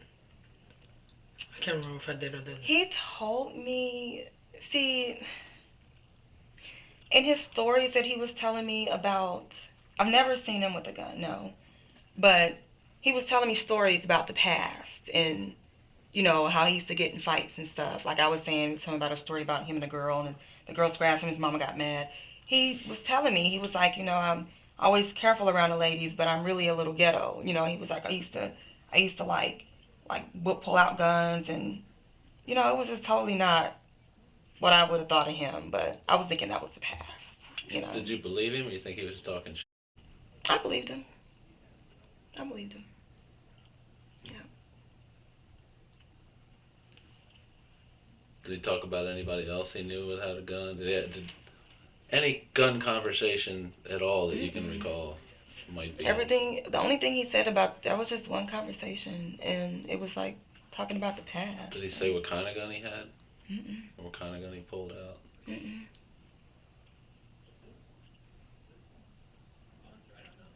Never mentioned whether he had a gun in the apartment, like for safety or protection Nope. or anything like that?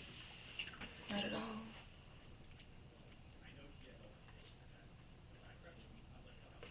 And I don't know if I asked you before or not. If someone was to get in the building, right? Mm-hmm. What do you think? Like, how would they get in without being noticed? Either someone would let them in, or they would come in through, they have to come in through the front. You can only get in through the front, or if you're a resident, one of the levels in the garage, because you have to have the little thing to scan in. Yeah. But a lot of times when someone's going through the door, they just hold the door open for whoever's behind them. That's But all, yeah. even I live there, and they know me. I can't even get in without, like, I've locked myself out twice and didn't have my little key ring, and I have to push the button and say, can you please let me in? This is Trina, I'm in 1105, you know. And they just trust you. Yeah, well, they let me Or they in. can see you. I still have to, you know, Right. they know me. I still have to. But I mean, they you know, hear your voice. How would they know it's you? They can see you. It's Okay. right there. It's glass door. Oh, you They mean can if the concierge is there? Right. They can see you. Because But- sometimes because we have to get in and we're like, Yeah, well, and let's even in. one of the ladies that work there that sees me all the time when I used to go out the front door before I started parking up. When I first moved there, I didn't know about I could park on the roof. I didn't know about that. So I used to go out, probably the first couple of weeks I worked there, I used to go out in and out the front door. And I locked myself out and came in probably 4 o'clock in the morning. And she sees me almost every day. And I had to go through this and then go to my apartment, pull out my ID. I mean, the whole, my lady, really? You Pretty see me? secure place, huh? Yeah, you talk to me every day and you're going to act like you don't never see me? And the next morning she was like, oh, now I know you. Bitch knew me yesterday, you know. But anyway. So, yeah, if somebody gets in, they have to, unless they come in on one of the other levels, somebody just lets them in, they have to come in through the front. No, and that's why we were asking you if you knew anybody in the building like that. If I knew No, anybody, if he knew anybody in the building like that, where, you know, Otherwise, what? he would have had to let somebody in. Yeah. like like that sells weed. no, just in general. He knows a lot of Whoever the people. dude was, Mhm. it sounds like he would have either had to let in the building or the guy already lives there. And see, that's why I was confused because the guy looks like somebody that I usually see on 15. So I was like, I don't know if he lives in the building, but then You he's think on that guy would Oakleaf, be on so 15 during the championship games? that's the only time I saw him is during the games. Because that's the only time I went is to watch the game on the And he big had the screen. same kind of scruffy beard. Mhm. Did you see the beard in the apartment? Yeah, it just looked like the same profile I saw on Yeah. the Oakleaf place. So the beard you definitely seen. That's why I thought it was the same person.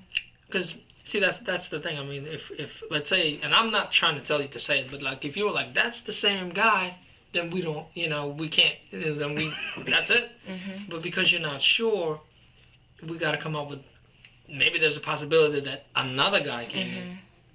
You know what I mean? Skinny guy. I mean, it's possible. Yeah. And that's why we're trying to think of anybody that could potentially live in the building that he may have let in.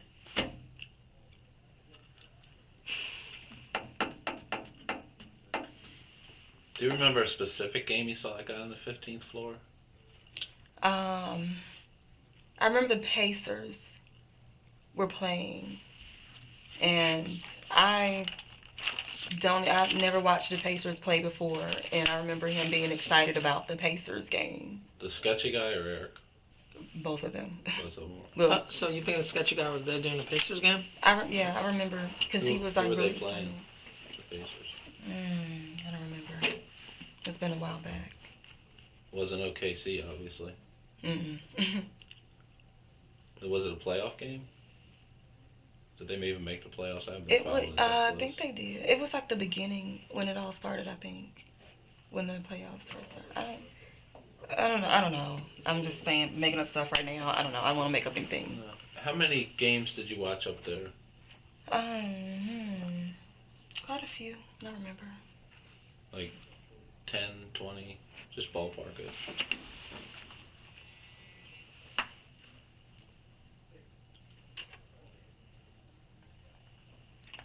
I don't remember. 10. Okay. I'm just really just guessing. And do you recall seeing that guy multiple times, or just? I've seen him up there like 3 times. 3 times. Yeah. And was he by himself, or could you tell? Did he ever get there after you? You could see whether he came in by himself. Or I somebody? think he was by himself. Was he hanging with anybody there particularly? Not that I noticed. I mean, people just chat during the games, but Did him and Eric converse? Other than Eric conversed with everybody in there. They were like having conversation, not just what's up. Just related to the game. Right. Yeah. And you think it's the 420 guy? Or you know it? It looks like him. Looks like him. Yeah, it looks like him. It had been a while since. It had been a while since since I've been up to 15 because we've just been watching the games at his place or my place. So it's been a while. I just remember thinking that scruffy beard. I've seen it before. That skinny guy, scruffy, And just when you're in the car at the dealer's place, what's he wearing again? It was definitely blue jeans, and I want to say like a light colored T-shirt, like gray or white or something. I remember the shirt being light colored. And what about when he's in the apartment, or when someone's in the apartment? I don't know. All I saw was his face, really, because the door is opening and Eric is coming in as the guy walks by. So it's not like I have time to see what he's wearing. Is he walking by towards the windows or towards the front door? Going toward the couch. Okay. So you don't remember the clothing? I don't even think I saw the clothing. It was, yeah, I just, no, I don't remember seeing any clothing. Eric's a big guy, so he's opening the door, he's coming in. I just knew somebody was there. I just saw their head go by.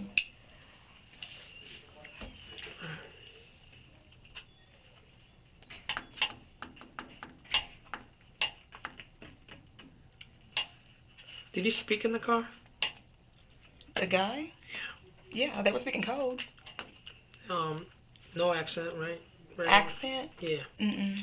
And he definitely got in the car? He got Or in the was car it and he like closed the opening? door. No, he got in the car and he closed the door. Okay.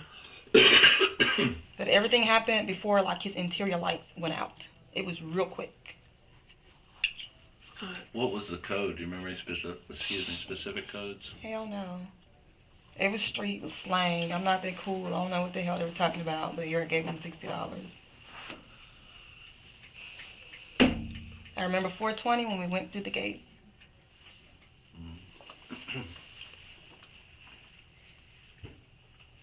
It was just real fast talk, just, you know, wasn't meant for me to understand, I guess.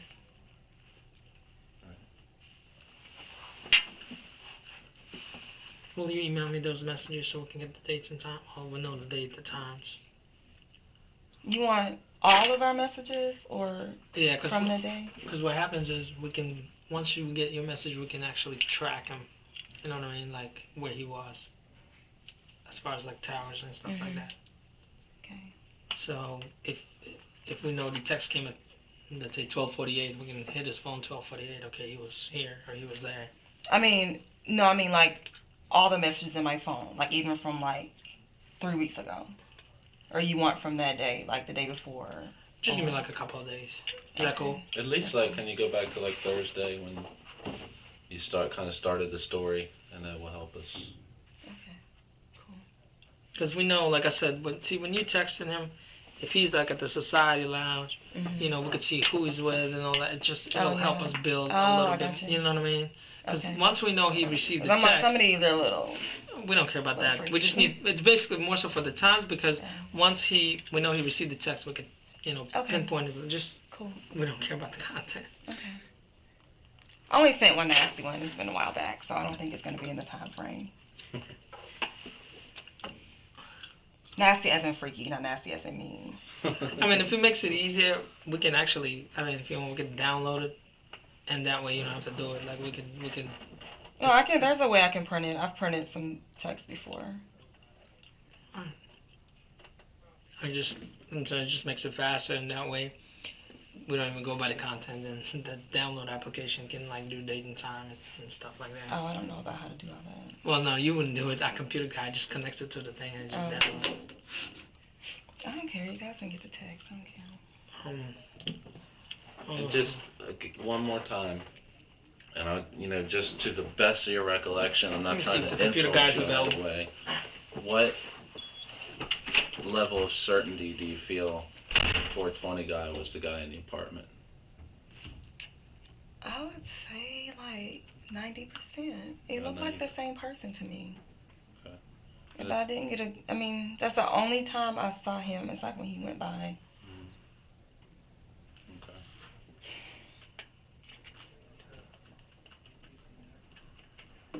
All right. Do you need anything? You want a drink of water or anything? Mm-mm.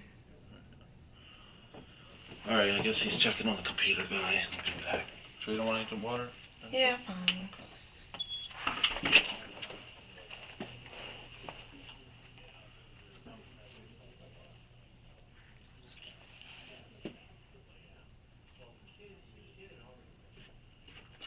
I checked with our computer guy.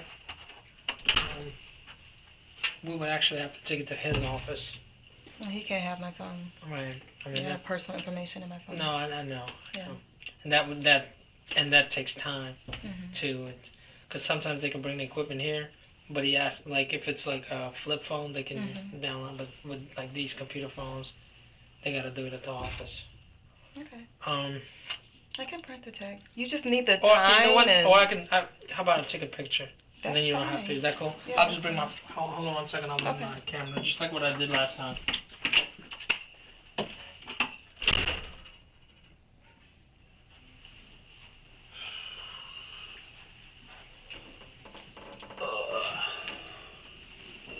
Did you eat lunch yet today?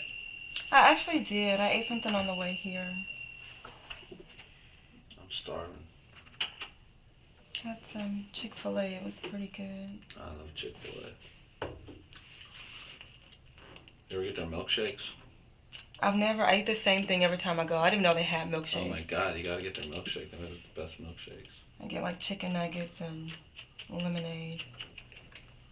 The detective has a casual conversation with Ben to lower her guard and get a better idea of her mental state. Earlier, she had appeared as if she wasn't able to concentrate and claimed she hadn't been sleeping. When she isn't focused on her role as a bereaved girlfriend, she forgets to show any concern or sadness, what would be typical in someone who had just lost a loved one.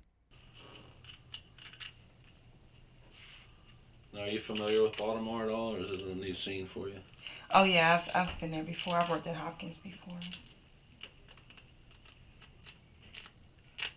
I've lived in the same complex I'm in now. It's pretty cool. Just different from Viridian. There's a lot of young people in the complex you're in now, or is it mixed? It's variety. It's variety. Viridian seems like the hip place to be, man. It is. It was nice. Yeah.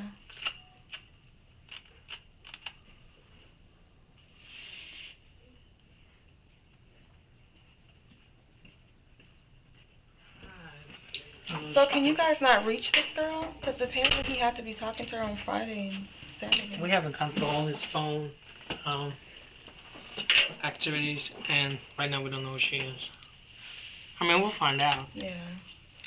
People getting phones and different people's names and stuff like that. Is this Android? Yeah. Yeah, that's what I told him. I said Android, and he was like, nah, leave that. So we can't just download it. So, okay, we go back to Thursday.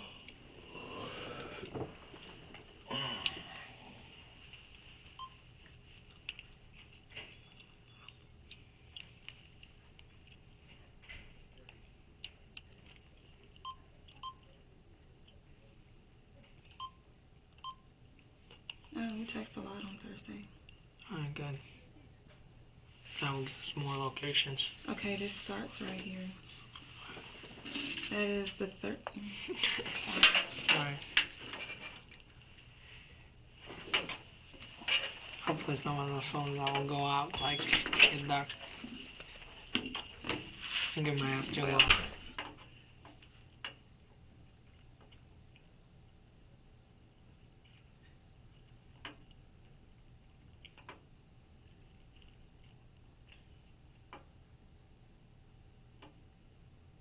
Alright, so that's Wednesday. This starts Thursday right here.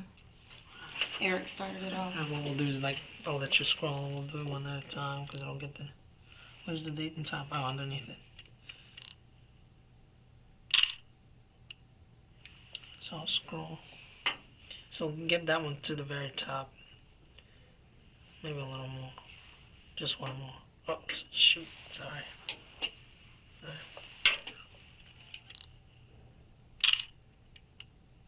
Alright. So we'll take that XO up top. That's good. Oh, and on Thursday, he was late, so I forgot about that. He said, I guess you decided to rain check. Because when he came in, I was pissed because he was late for the game. I don't know if I told you guys that already. I was pissed because he was late for the game. So when he came in and told me he was there, which I could go to the call log, that's 11:12. I can go to the call log and show you when he called me to tell me he was there. Yeah, you know what? That would be good too because we might take pictures of the call log. Yeah. Because that will give us more dates and times that his phone's on. So I didn't go to his place immediately. I made him wait. And he texted me saying, I guess you decided to rain check.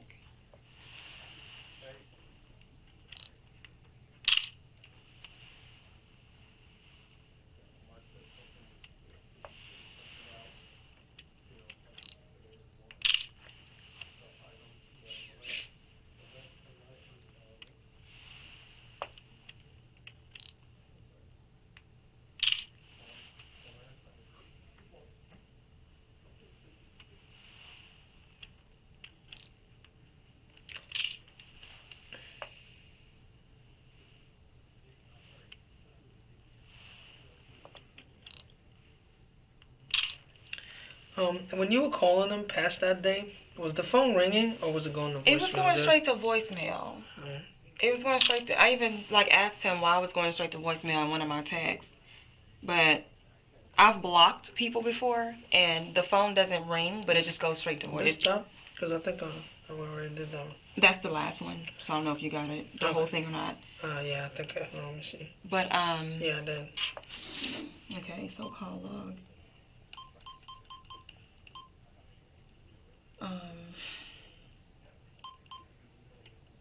I don't know what I was just talking about.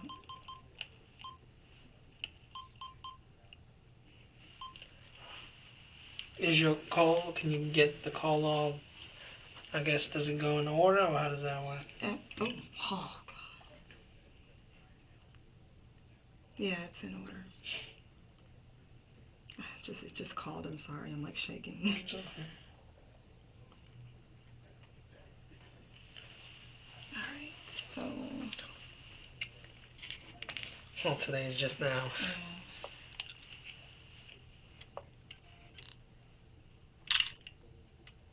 Yeah. Okay. We'll go June 6th.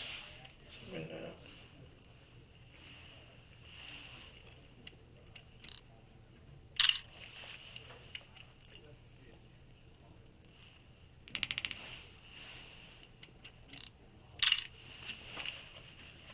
I guess the red one means like blue is incoming, or He or the arrow going to the phone picture is him calling me. Mm-hmm. So he called the red. He called me, but I didn't answer. Let me just be sure. Yeah. See, like all of this is all him calling me. Like he called me all day.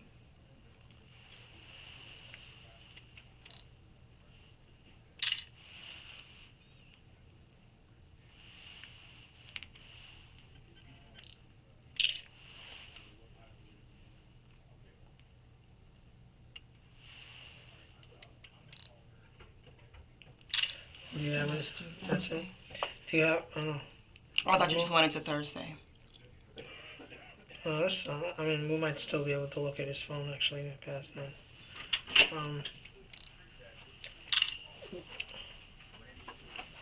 Wait, these are incoming?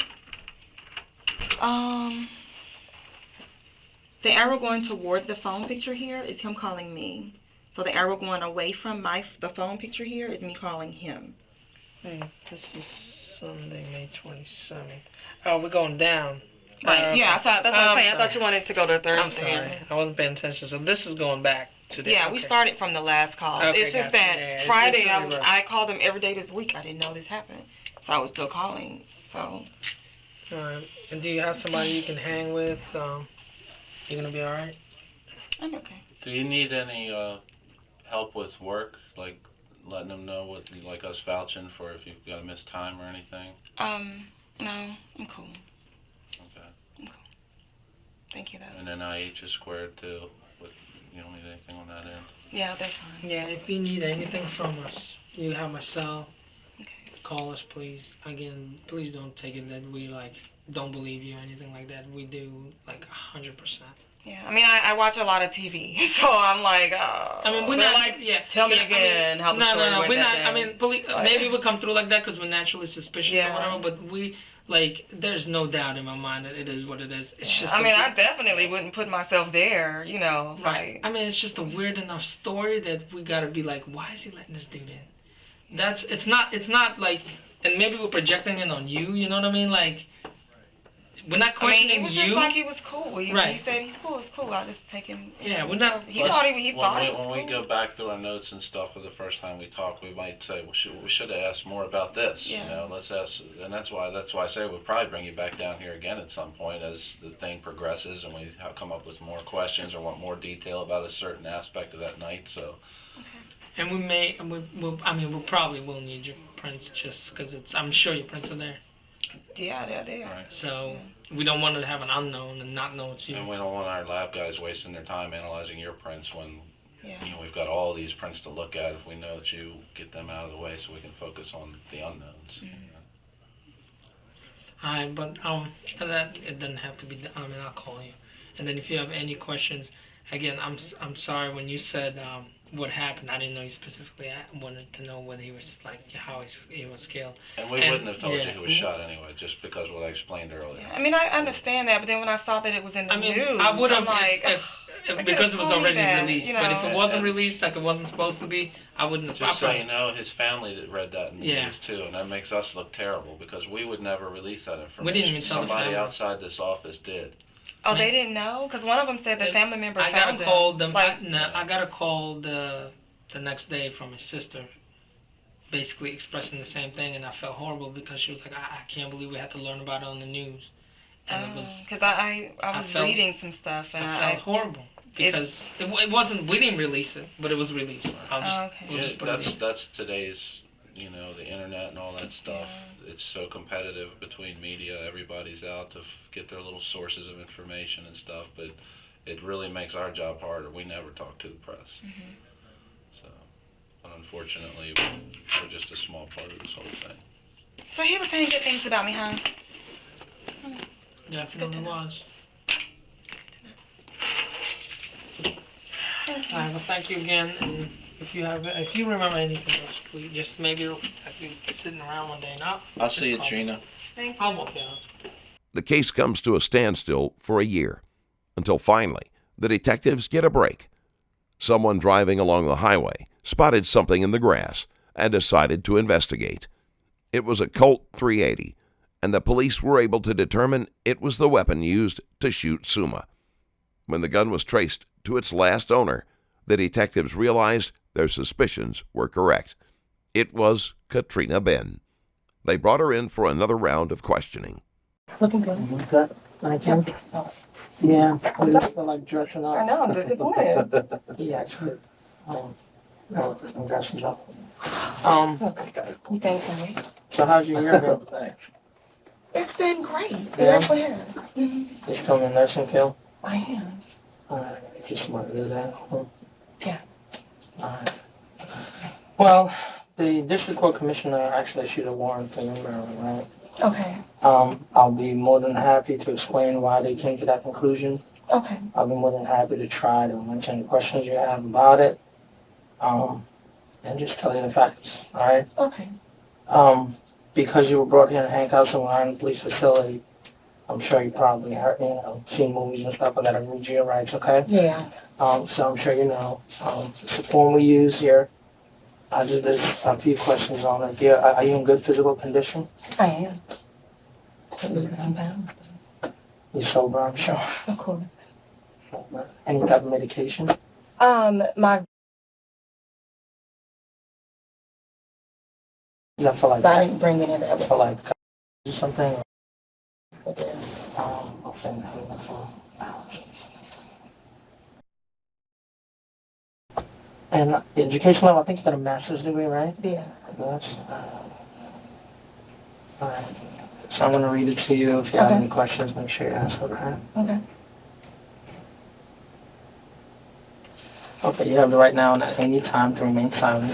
Anything you say may be used against you. You have the right to a lawyer before doing any questioning. If you cannot afford a lawyer, one will be appointed for you. You have the right to be taken promptly before a district court commissioner who is a judicial officer not connected with the police.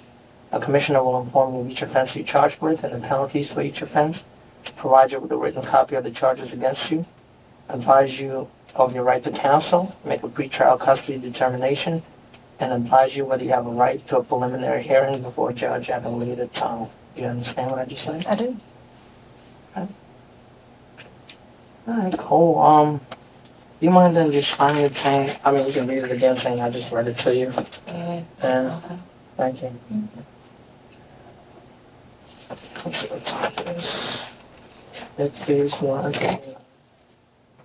Okay, so, I guess where we left off the last time we was in your apartment in Baltimore County. Mm-hmm. We've been doing a lot of work on this case, obviously. It actually became pretty simple. When we were in your apartment, it was very complicated at the time. But now it's actually pretty simple, okay? Okay. Eric was shot, right? Eric was shot with a .380. Okay.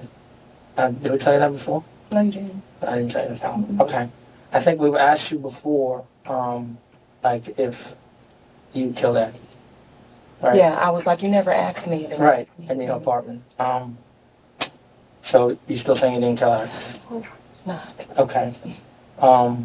Do you own a firearm? Yeah, Okay, what kind of firearm do you own? for 380. Okay, why didn't you tell us that last time? Because you never asked. I didn't kill anyone, so it's no need for me to say I have a gun. I mean, you never asked. You asked me, have you ever held a gun? Mm-hmm. Have you ever fired a gun? Mm-hmm. I've been stalked, followed home, and grabbed. So the police in Jackson, Mississippi advised me to get a gun. That gun's so old, I haven't had to pull it out. Where is it? I don't know. I'm sure it's somewhere.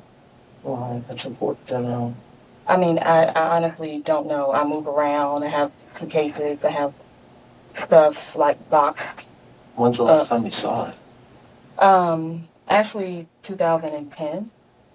Because I was in Atlanta and I had a stalker and I was under Sandy Springs protection.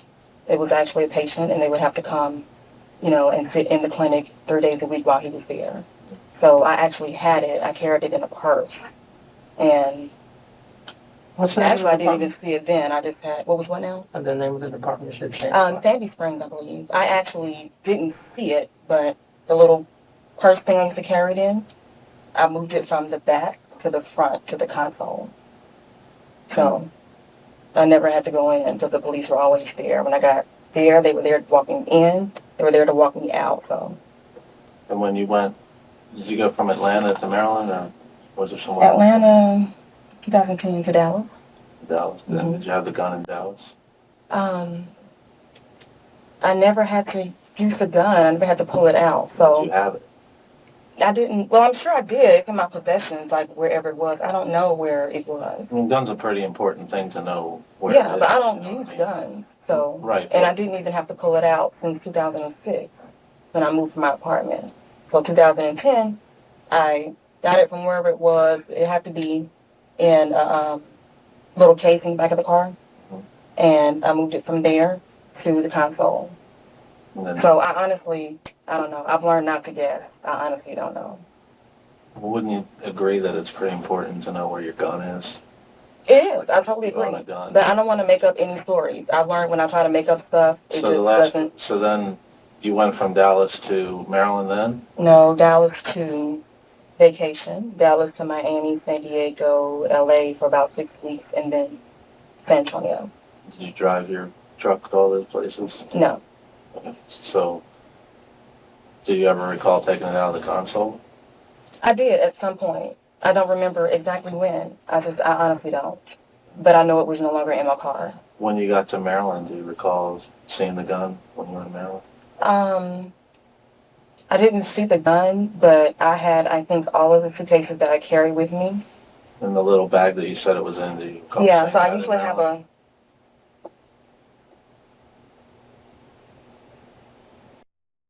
I don't recall seeing it. I didn't have to look for it, but I'm pretty sure it was with me. I'm pretty sure, because I had all my suitcases, I'm pretty sure it was with me. It was in a little purse thing, so I have a suitcase of purses. I don't remember, I didn't see the gun, but it's in my possession. Where did you originally obtain the gun? At a pawn shop. Where? Columbia, Mississippi. Mm-hmm. What do you remember about when? 2003 when I had the stalker. 2003, 2004, a long time ago. How much did you pay for it? No idea. It wasn't that much. Did you fill out paperwork and all that for it? I did. I think it was 2 something. You remember filling out the forms and all that? I think I signed something because I had to wait, like background check or something. I'm not sure, whatever they do, but I had to wait. So I'm sure I signed something. Yeah. You're pretty quick. Yeah, I am just answering questions. Right, pretty. You're good. Trina, you are good. I'm telling you. It's easy to tell the truth. This moment marks a shift in the treatment of Ben. With enough evidence to tie her to the murder, they no longer have to hide that they have never fully believed her story. Their questioning becomes more aggressive as they try to keep Ben off balance. All right. Here's why we don't believe you, okay? Oh, you can go ahead. We found the gun, okay? Oh, and you wow. know where we found the gun, okay? And this is what it's going to come down to, okay? Okay. You can continue to go through this as you didn't kill Eric or nothing happened between. And I absolutely did not. Okay, let me tell you how it would look like too, and I'll just explain it to you. Like as a regular person, not a judge, not a jury, just a regular. Hear the story, okay? You were the last person in Eric's apartment, okay? Was not. Yes. The reason we know that, well, there's several reasons why we know that, but we spent a year going through videotapes of every entrance in that building, and we identified every single resident and guest that entered that building. So there was no other people that would have entered that building, okay? They would have to call Eric, okay? And Eric received no phone calls. Okay, I mean, you lived in that building, you know, in order for you to come up, you got to get a phone call to let somebody in. Okay, he hasn't received any phone calls. Okay. So to a normal person that just like listening to this, chances are nobody entered his apartment. But let's take it past that, okay? Okay. We found the gun, okay? Okay. The day after the murder. Okay. Okay? It's your gun. Okay. It was used to kill Eric, okay? We matched it to the bullet. So, you found a gun the day after a murder. Why would he be murdered with my gun? It doesn't make sense. Like, you guys have told lies to different people that you questioned about me. Like what? So, if someone had my gun, then it was stolen. I mean, like, but when would they steal my gun? The only person that's been in my apartment is Eric. Do you see how bad that looks? It doesn't make sense to me. Okay, well, let me tell you this. We can walk away from this right now, and I'm telling you, we have enough to convict you, okay? The reason, okay, so last month I had a case where it was just a drug murder, and one dude killed another dude. It was the same thing. We found the gun in his apartment. He wasn't home at the time, but we found it. He was 2 hours away from us. You think we went down to talk to him? Because I don't care. I know you don't. Because I don't care about drug murders, okay? It was a guy that had 2 kilos of coke in his house, okay? He had little kids in his apartment, okay? In your case, I took a personal interest in this, okay? Because I know something happened between you and Eric, and I know there's a lot more to the story, and that's the only reason why I'm here. Because hearing this story, what I just told you, that's enough. The reason it took so long is because we had to go to the FBI to do DNA tests on the gun that were a lot more sensitive than our department can handle, and ballistics. And ballistics was a match because basically when the gun is disassembled, I'm sure you know, it was disassembled, the barrel stays... No, okay, you know what? This doesn't make sense. Can I show you something? Can I show you something? A gun was disassembled, like... A gun was disassembled. Yeah. Just to show you that I'm not... You said we're telling lies. I'm telling you we're not. Okay. So, when I zeroed in on this, my camera wasn't working that well, but I still 519764. That's your gun. That's the serial number of your gun. That's your gun. Oh my goodness. Anything different? Yeah. Do you think anything different about it? My gun was very scarred up. It was an old gun. I don't know how to disassemble guns. I don't know how. I wouldn't ask anybody to disassemble a gun. Didn't know anybody other than Eric and coworkers. Like. So you see how the barrel stays with the gun? Like most guns, like for example our guns, the barrel comes off. Okay. So when you disassemble it, the barrel. I don't even believe this. I mean, my gun was scarred up, but. I honestly don't. Do you really? You don't think this is your gun? You think I'm just like making it up? I mean, I really and honestly do. Okay. Hold on. I mean, it could be maybe somebody stole it, but my gun didn't have it wasn't any stolen. It was found. Bullets or a clip to it. It was I highlighted the important part. Larson 380, model 380, serial number was bought in Columbia, Mississippi by you. Okay. Yeah, definitely. I mean, you remember buying it. Okay. I remember buying it. I just told you that. Okay. Again, just think of me as just a regular person listening. I'm not a detective. But wait I'm listening to the you story. told me I said I didn't remember buying it. I just told you I bought it in 03, 04. No, I said you remember buying it. Oh, okay. Yeah.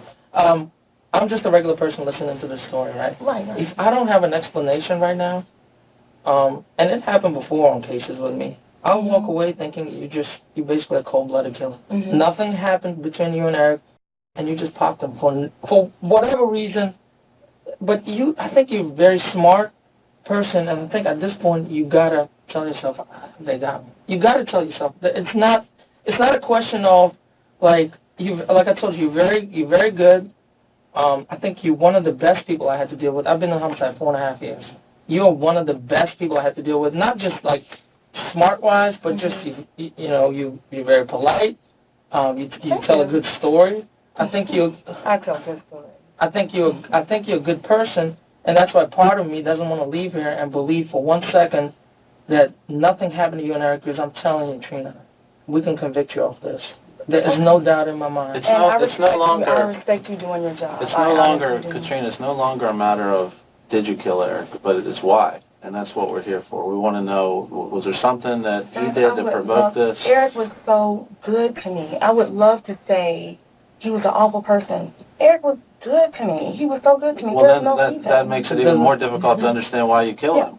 I don't understand why you think I killed him. Oh, we told you. You asked me about a wine glass. You're the last. All kinds of Here's stuff, why. like, because you're the last person in the apartment. I was not. Listen, let me finish. You're the last person in the apartment. By your own admission, you were with him all night. Yeah. During the time he got I killed. killing people and During the time he got killed, it was your gun that killed him. That's a scientific fact. Okay, so you told me, help me make sense I haven't of it. seen the gun, so... Well, how did the gun wind up in Maryland just a couple of miles from Eric's house? Well, I don't doubt that it could have been. I haven't seen it. I would love to go through my stuff. That doesn't, to a reasonable person, looking for my gun. to a reasonable person, that doesn't make sense. Would you agree but with Eric me that most people... Maybe he stole my gun. I don't know, but he didn't kill himself with it. No, throw it away after. He didn't. So I don't know how would anybody have my gun. Nobody did have your gun. You had your gun. Okay. And it was used... Trina, let me tell you, I mean, there's not just... I respect you doing your job. I do. But Eric did nothing to me. There's no reason for me to have harmed him at all. I'm telling you, it's not just that. I mean, it's the little things in your story about the dryer. Like, there's no... You know whose DNA is on the dryer? Yours and Eric's. There's no guy... I never used his dryer. Well, your DNA is on the dryer. Your DNA is on the dryer. I've never used his dryer. I mean, we've had sex going from the bathroom to the bedroom. Maybe I touched it. I don't know, but I've never used his dryer. I'm telling you, Trina. Have you heard of the Lululemon case in Bethesda? Were you around? Never. It was this girl that killed this other girl, and to the very end, she basically did what you're doing. Mm-hmm. She wasn't as smart as you are. Definitely not. But some people they just stick with it, and it's like hard for us to walk away thinking like, I just can't believe that she did this, and she wouldn't even tell us why. I wish I could tell you it was that person, or I was beat up, pushed down, my gun was taken, and somebody shot at us both. I'm not gonna make up a story. But how do you think it looks? How do you think it looks at that? Again, I think it looks very confusing. Let's take DNA out of it. Let's take DNA out of it, because DNA, it's scientific. A scientist is going to have to explain it, okay? But let's say you're not even the last person in his apartment. You're in his apartment, and you leave and you tell us a story. But then your gun, the gun that's registered to you, we have your signature where you're getting the gun, is the murder weapon. That alone, there's not. I'm sorry. We have no you doubt. Saying that you think I'm good and I'm smart, and if I was going to do something like this, it wouldn't be like this. It wouldn't be stupid. How would it be? It wasn't stupid at all. I think it would be planned out. You got away with it for over a year. You have my computer, so very organized. But you got away with it for over a year. I definitely wouldn't do it to start off with. I think you did do it. Yeah. You did do it. We need to get past that. We need to get past that. I think you guys are really good detectives. No, but don't you think that again, it's not even... how we got here is probably, being good detectives, but just presenting this little story to a regular person, to just a person on the street, say, okay, two people in the apartment. It looks like, if this is my gun, someone was murdered, first person, okay, you did it, you own the gun. But I agree with you. And you were there that night, the night of the murder. During the time that he gets murdered. I'm definitely we've not narrowed going it down to a very small period of time. Stay there, so I have another apartment in the next community. Stay there. So that's where what you just said is, there has to be a reason. There has to be a reason. And if there isn't a reason, then you're going to go down, I'm telling you, as the most cold-blooded person that we've spoken with, because you're so good and so, it's going to look it's gonna look horrible. If you don't come off this, I'm telling you, it's not cute at all. You're gonna look horrible. I mean, you're gonna look horrible in this. Well, it's gonna be bad. I'm just gonna have my I'm telling day you. in court. I mean, that's fine. Just, I can't do change. you really think you're gonna get off this? You really think so? You know what? I'm gonna tell my story. It's gonna be the exact same that you got all 3 times you interrogated me. This right here, I can't explain. Eric did help me pack. Eric's not a thief. I don't see him being a thief. You told us before he didn't help you pack. That was one No, of the I reasons never you were told upset you I with him. didn't. He was supposed to come Oh, help he was you helping pack. me move. I didn't say he didn't help me pack. Okay. I said he was supposed to help me move. So he stole your gun and killed himself with it. Ben can't come up with an explanation that fits with the evidence and her detailed lies from previous interrogations. All she has to fall back on is outraged denial, and that isn't going to be enough to get her off the hook. No, he definitely couldn't kill himself and then, what disassemble the gun after. But, no, he helped me pack, 2 weeks before. He was supposed to help me move. That's what I said. Very easy when telling the truth. Man, this could be bad. But I don't take Eric as being a murderer or a thief or anything, so I don't know. Because he's not, or he wasn't. And he was a lot of things, but he wasn't that. And he was a womanizer. He definitely was not this professional man that you guys thought he was, or that I thought he was, because that last night when he, wanted to smoke some marijuana, I didn't think he would ever smoke marijuana, so I apparently didn't know him. Mm-hmm. They had been only 2 months. So. What else did you learn about him that night? That's it. Eric's an awesome man. Did you? I absolutely miss Did you hear him arguing with his girlfriend? Oh, no. No? Mm-mm. Okay. What about other women? Why would he argue with his girlfriend? I don't know. I didn't even know he had a girlfriend. But he was talking to her on the phone while we were with him. One of you said he called a girl at 2 in the morning or something like that. He was actually breaking up with her on the phone. Yeah. That wouldn't upset me. No? No. How about not if I heard him breaking up with her. Did he ever do anything that upset you? No, never. Eric was absolutely amazing. And I wish I would have known how he really felt. I wish I would have believed him.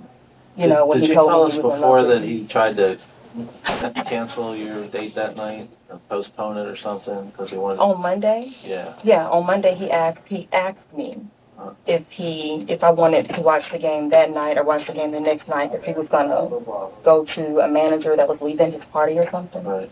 Did that upset you? Of course not. He came home. And what about, was it like the Saturday before that he stood you up to, or did that upset you? Actually, he asked me on Saturday. He came, he wanted sex, because we talked earlier that day, and he was kind of hot on the phone, hot as in horny. And he came in, immediately wanting sex. It was like, I'm cooking. So that was my decision, to not have sex. Eric won't sex. Did you guys have an argument? No, Eric never argued with me. I've never, even the people that I've heard him talk to on the phone, he's never been rude to anyone. Because I've heard him cut people off, but he's never been rude to anyone. Well, staying with the point of the matter, what happened between the two of you that led to this? Mark, nothing happened between me and Eric. Because, I'm going to go to my grave saying this man was one of the greatest people I've ever... You said you were going to have your day in court and tell the same story and all that. Do you understand that story is not believable at this point? I understand, and if I was, a detective, it would look the same way to me. I have no idea. I have no idea. I would rather sit here and say, oh, you think I did it? Well, he, I don't know, stole from me or killed my father or something. Eric did nothing. He did nothing. I can't even make anything up. Eric did nothing. So what would your best explanation be as to how your gun was used to kill him and you were the last person in the apartment? I have no idea. Eric we packed 2 weeks before.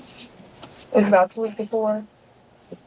He's not a thief. I don't know how my gun would get out of my apartment. There's only been 2 other people in my apartment. No one was near my scene. Because your gun didn't get out of your apartment. That's why you can't think of how it got out, because it didn't. He wasn't killed in my apartment. So I know. The only time your gun left your apartment, you had it. Nobody else took your gun. That's not believable at all. Okay. You know what? We can go back and forth all day. I appreciate you guys telling me this. Can you just stick with it? Yeah, I'm sticking with the truth. That's it. All right. I mean, seriously, it's gonna look really bad. That's okay. I don't care. Here's Nothing why. about this is cute. It's not cute. It already It's looks bad with you guys making up things, telling to my best friend I'm a suspect in a murder. Well, somewhere else. You are a suspect. No, you said 2 murders. You told my best friend that. No, I didn't. Yes, you did. No, I One didn't. of you came down. You. It was me and the guy Steve that worked with me. Why would you say that? First of all, why would I tell her that you're a suspect in 2 said, murders? tell her I'm sorry about her computer. Yeah, I did tell her. Back to her. Correct. Why would she say? I don't understand why she would make that up. That's not. No, I did tell that. I told her. Now that really upset me. Here's what I said. I said, does she know you're here? She said yes. I said, yeah, she called me. I'm like, hey, go correct. for it. And that's what she said. And I said, all right, we'll say hello to her and say I'm still trying to get her computer and phone back. I did say that. I did not say you were a suspect in 2 murders. And that's all. That's all irrelevant anyway. And really, you have bigger things to worry about than that.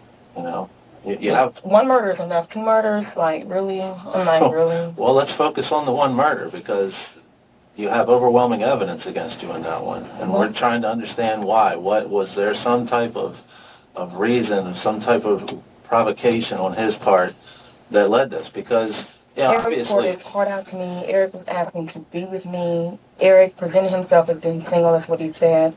I've witnessed Eric talk to people on the phone, like other women. It's not a thing about other women. Eric was... From the last time that Ben was brought in for questioning, she made a point to stress that she knew and didn't care about Somuah's other women. The truth was that she was unaware that Somuah was still seeing anyone else, and when she found out, she was overwhelmed by anger. She felt used, and she was afraid she would look foolish, something her ego couldn't handle. Rather than break up with Somuah or try to work things out, she decided that he had to pay with his life. Eric was a great guy, but I wasn't even trying to be with Eric like that. And to be honest, when he would tell me he was in love with me, I never believed him. I didn't believe him until I talked to his brother. And his brother told me all the things that he had said to him. Like, I wish I would have had a chance to, like, talk to his brother, before and express to him that I did have feelings for him too, but not like that, Well, then help us understand what it was. What made you snap that night? Guys, I know at any moment I can say, you know what, I'm tired of talking to you, cut it off, no more questions. That's true. You have to do your job. We're not trying to paint you in a corner. We're trying to understand why this happened. And I understand. I'm trying to understand, what happened too. I can't stress about it. Like, I actually was stressed right after this happened, trying to grieve for my friend. It's work. And then all of a sudden, we think you know more. I quit eating. I lost weight. I'm a size 14. I lost weight all the way down to size 8. And, like, the 3 weeks after you guys came to my apartment and took my stuff, it was like things just changed. I have no idea. I would love to say Eric did something to me. This is the first time you said he was talking to a girlfriend. You said he called someone and had an intimate conversation. Mm-hmm. I don't think it's intimate if you're breaking up with someone. But that wouldn't upset me. Like, Eric talks to people on the phone all the time. That wouldn't upset me. From our standpoint, up with somebody. From the outside looking in, when you've got a guy that was a known womanizer, and... The fact that, well, I'm not worried about sex, but he's a known womanizer, and you have your suspect in killing him is a girl or a woman that he's intimate with. That's obviously a potential motive, okay? So if you're telling us that's not why, tell us what the reason was then.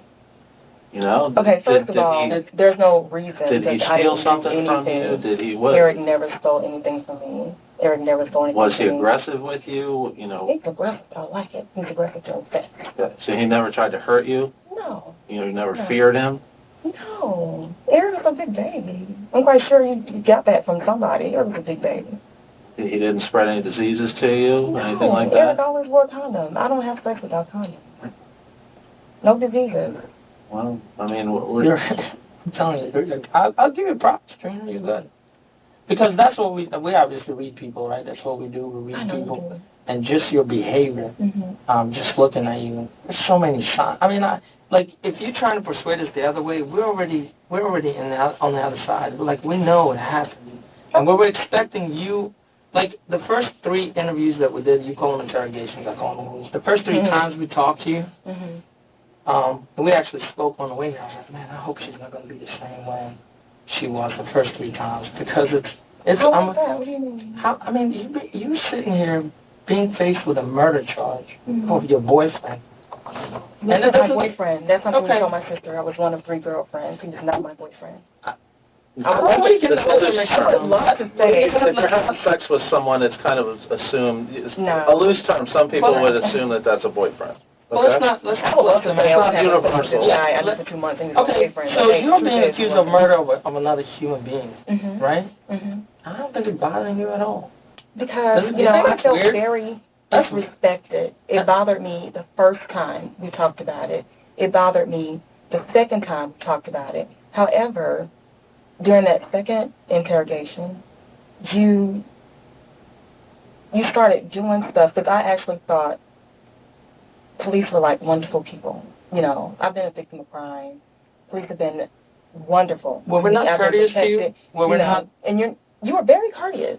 You're very courteous. I greatly, I told people that. I'm like, they helped me move some of my things in my apartment. I appreciated that. You were very courteous. And then it was like, you guys flipped from I'm sorry, the first thing that pissed me off,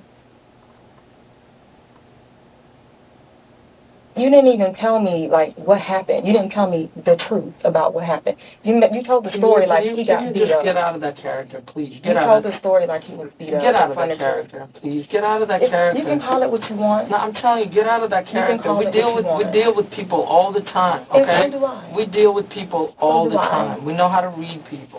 You're basically insulting us right now. You really are. And you're not insulting me. It's very convincing. You're not insulting me. It's Katrina, yeah. It's very convincing until you look at the science and the common sense of it. And that you can't this overcome. right here, That you can't if this overcome. is actually mine, if this right here is actually mine, I mean, I'll be the one to tell you, oh my God, I look guilty. But you know what? I already know. I didn't do anything to Eric. Eric was an amazing man. Can you please just I mean, you can stop asking me questions. Right, I'm not asking you questions, but be real with us. I'm going with you But today. be It real doesn't with matter us, to me. Just I'm be being real real with with you. I don't think so. I'm being real. I would rather say... Just be yourself. Don't go into that Eric was a wonderful man thing. Because this is what we do. We read people. That's what we do. I don't care. You're not God. I'm not God. So I don't care. I've spoken to you're enough wrong. people. Apparently you're wrong. All right, then you are going to go down. Like in 5 years I've been doing homicide as the most cold-blooded person I've ever had to deal with. Let's go. You're taking me in regardless. I mean, it's not like you came down here to comfort me. No, You we didn't. came Okay, here to understand. No, we came here to truly You don't understand. care We to can't- understand either. You don't care? We do. Yes. We want to This give one, you we the care about. job. No, This is a job. no, this one we care about. This one Do we you care think I'd about. rather be here than with my family right now? You think I'd rather be here than with my Well, you made your own choices. Your own actions is what brought you here. Have you ever been in a bad relationship before? A bad one? What do you mean, like Where you were that? a Like victim? cheated on or something? No, like a victim cheated on. of domestic violence. Hell no. No, never? No. Okay. Who was the stalker? What was that about? When you I don't got know the gun? any of my stalkers. I've had 11 total. What behaviors were they doing that led you to be concerned enough to get a gun? That one. I was followed home I apparently had been followed for quite some time but didn't know it. And it was it was by a guy that was attending the same church that I was.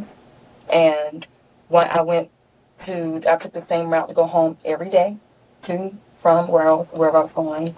And this particular day, I switched up my route. I checked my mail first. I didn't go on this driveway. I went in this driveway. And apparently the guy went in the way I usually go in, and he met me at my apartment. He got out, grabbed me, shook me up pretty bad, and thank God he let me go. And I called the police. And that officer sat at my table, and I had been stopped already several times.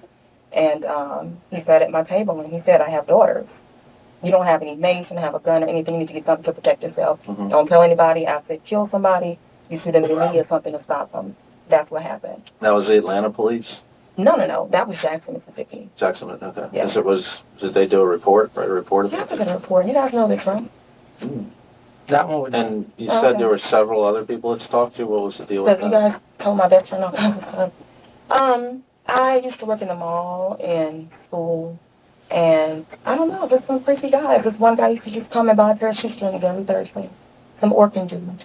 And that's stalking. And yeah. He wouldn't let anybody. First of all, I started working at one store, one location, and I transferred to another. He did it there, and he would not get in anyone else's line except mine. And whenever he would pay for it, he would caress my hand. When I give him his money or take the shoestrings, he would grab and like try to hold my hand. So I left that place. He ended up asking one of the coworkers where I was, that I quit. They told him where I went. He started coming there every Thursday. Really? Shoestrings. Did you ever call the police about him? The police I didn't call, but the mall police, they were. Like, I didn't call the city police, but the mall police were called several times. Okay. There were 3 stalkers while I was there, people I didn't know. While you were where at the mall? Working in the mall, yeah. People I didn't know. What time period is this? 1997 to 99, I think. What was the other 3 stalkers? What was their deal? One was a thug guy that saw me outside of the school one day at the gas station and tried to actually get in the car. I was in the back seat of the car. He tried to get into the car with me. That door was locked. The front door was open. He didn't think to pull the front door, thank God. But that was the only time I saw him, and then one day I saw him in the mall, like years later, a couple years later. He just started coming in. He'd buy a pair of socks. He asked me for my number. I gave him the wrong number, and he came back to check me the next day, and I immediately gave him my real number. And, like, he would come often, but I just never answered the phone. When he called, never answered the phone. There was a married guy that used to come in. When he was with his family, he would never look at me. But when he came in by himself, he would just sit and stare. He would sit outside the bench and just stare. He was asked to leave by the police, like, several times. The mall closes, it's time to go. That guy actually followed me home one night. But, Did he confront you? no, actually I lost him. I had a very fast car. And he followed me maybe about 20. Which mall was this? Metro Center. Is that in Jackson? Mm-hmm. Careful when you go there. It's pretty dangerous.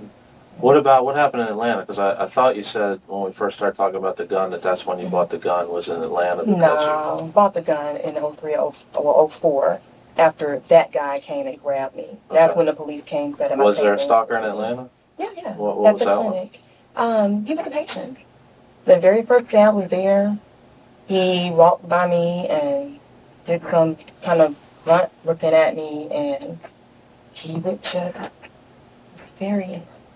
And I saw him outside of the clinic one day, and it's very inappropriate. And it got to the point to where I finally had to say something because I felt threatened by him by some of the things he did. What did he do? Well, when you say he was inappropriate, what did he do? Well, I don't even want to go through that, but he was inappropriate. We had to get the police involved there, and I don't know what he said to them, but something that scared them.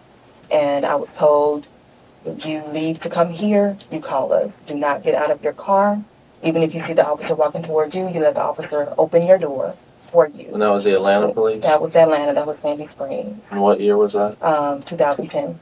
And they had to walk me. They had to stay in the clinic the whole time that he was there, 3 days a week for hours. Did they make a report of that?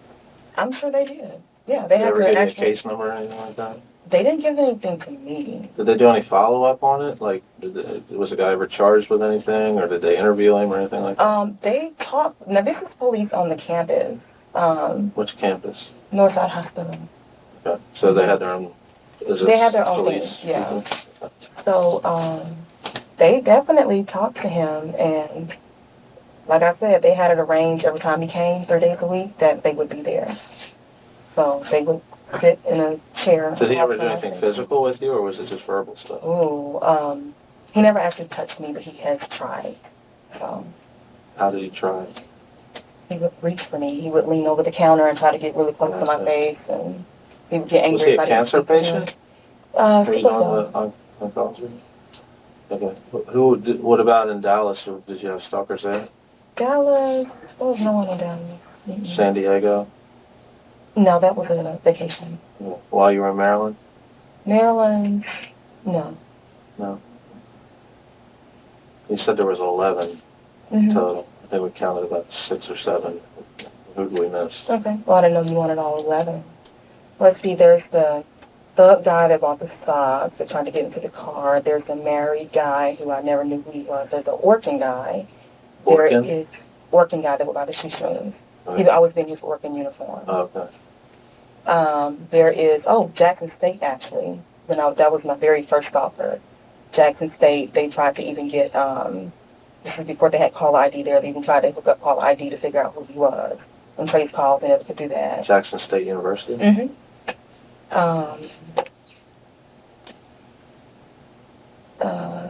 The guy in Atlanta,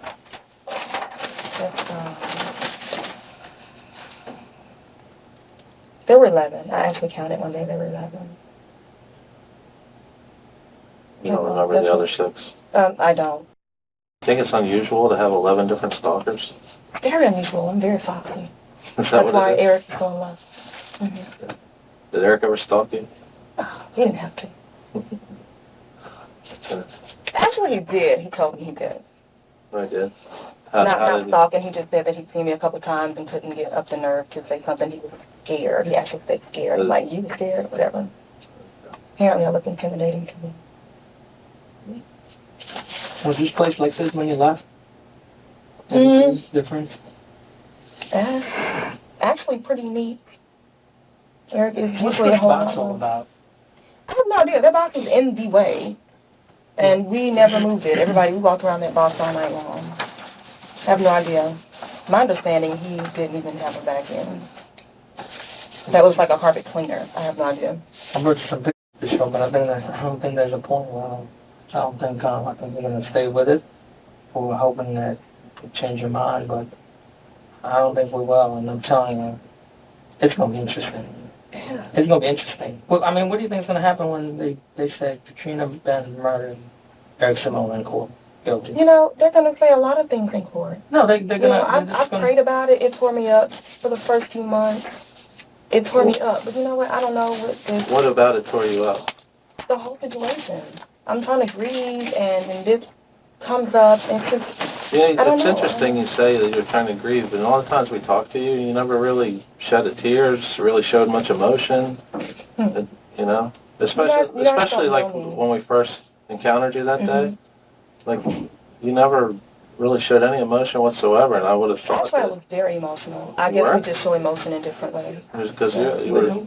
Yeah, we do. Okay. Yeah, I kind of freeze, shut down, and deal with it later. Actually, I didn't cry until... I think it was Sunday night, and it was a real ugly cry where my voice was kind of gone the next day. But that was really the only time I cried until after you guys came into the apartment. You know, but I knew this now for 2 months. I mean, it's not. But how did it make you feel when we first told you that? How did it make me feel? Yeah. I was just kind of numb. Like, I didn't want to. It didn't make sense to me. I didn't want to believe it, but I know it wasn't like a game that you guys were playing. I'm a nurse. Like, I know I have to hold it together when I'm talking about serious matters. So, if you guys want to question me, let's do it. You know. I mean, are you not the type of person that dwells on things like feelings and stuff like that? Dwells on feelings? I'm a very emotional person. I dwell on feelings. I don't understand what you mean. Like, all right, so. I'm human. You most certainly are. I mean, when you're going through a situation, do you dwell on I dwell on things a lot. Like, I think about it, even though I can't change things. You're probably very sensitive. I kind of got that. Right. Yeah. So that's what I'm asking, I guess. Are you the opposite of sensitive? No, I'm very sensitive. Yeah. Yeah, I'm very sensitive. All right. You ever had any problems with people at work, any of your jobs? Problems with people at work? Have I murdered someone at work? No. Well, I didn't ask you that. Everybody has problems, I guess. Someone doesn't do their job. But I don't have any problems. Anything that you had to bring to management or anything like that? Oh, yeah. I've had, I pretty much do complete care for my patients, and every now and then I'll have to have a nurse assistant to do something. When they don't comply or they do something I think is inappropriate to a patient, I'll bring it to a manager. I'll write somebody up. Have I written people up? Yeah. Yeah. Often? No, not often. What? How many, I have no idea. when you were at NIH, any times there? No. my God, no. People love me. What about Hopkins? No. Where were you before NIH? We can look at my resume. You guys have a copy of it on my computer. Yeah, we do.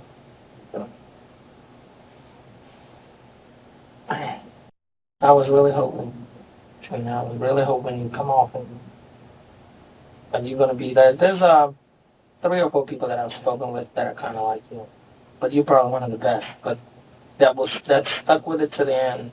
So it's kind of very easy to just tell the truth. It's kind of sad. It's kind of sad, actually. It's weird. Not even sad. It's weird. Doesn't make sense. It doesn't. Mm-hmm. I mean, the facts of this case are going to convict you. There's no doubt in my mind. And you're going to go down as this, I don't care. I mean, No remorse. No remorse whatsoever. I have nothing to be remorseful about, but what I am is pissed off because you guys have interrupted my life with it. I don't even, 2 months.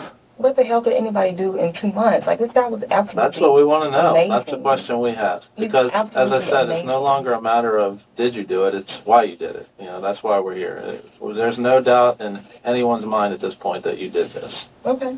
And you know what? No doubt in my mind that I did. The 3 or 4 people that I said stuck with it at the end, you know what happens? At the very end, when they stand up and they're convicted and they say, do you have anything to say? They say, I'm sorry to the family.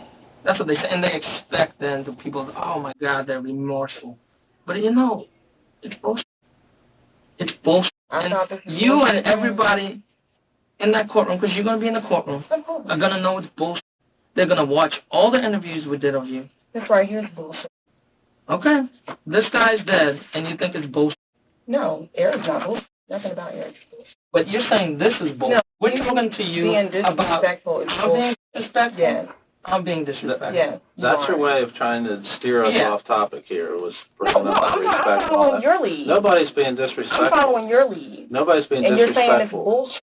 You killed someone, no, I'm saying and we're here to find out why. Well, you can That's think not what you want to disrespectful. think, and you can stop talking to me right now. It's not about that. It's about science and common sense. Yeah, you can keep talking. Go ahead.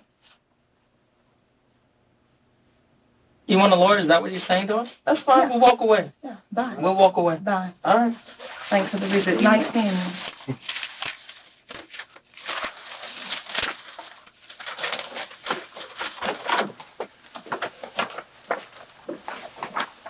Why was that for a second?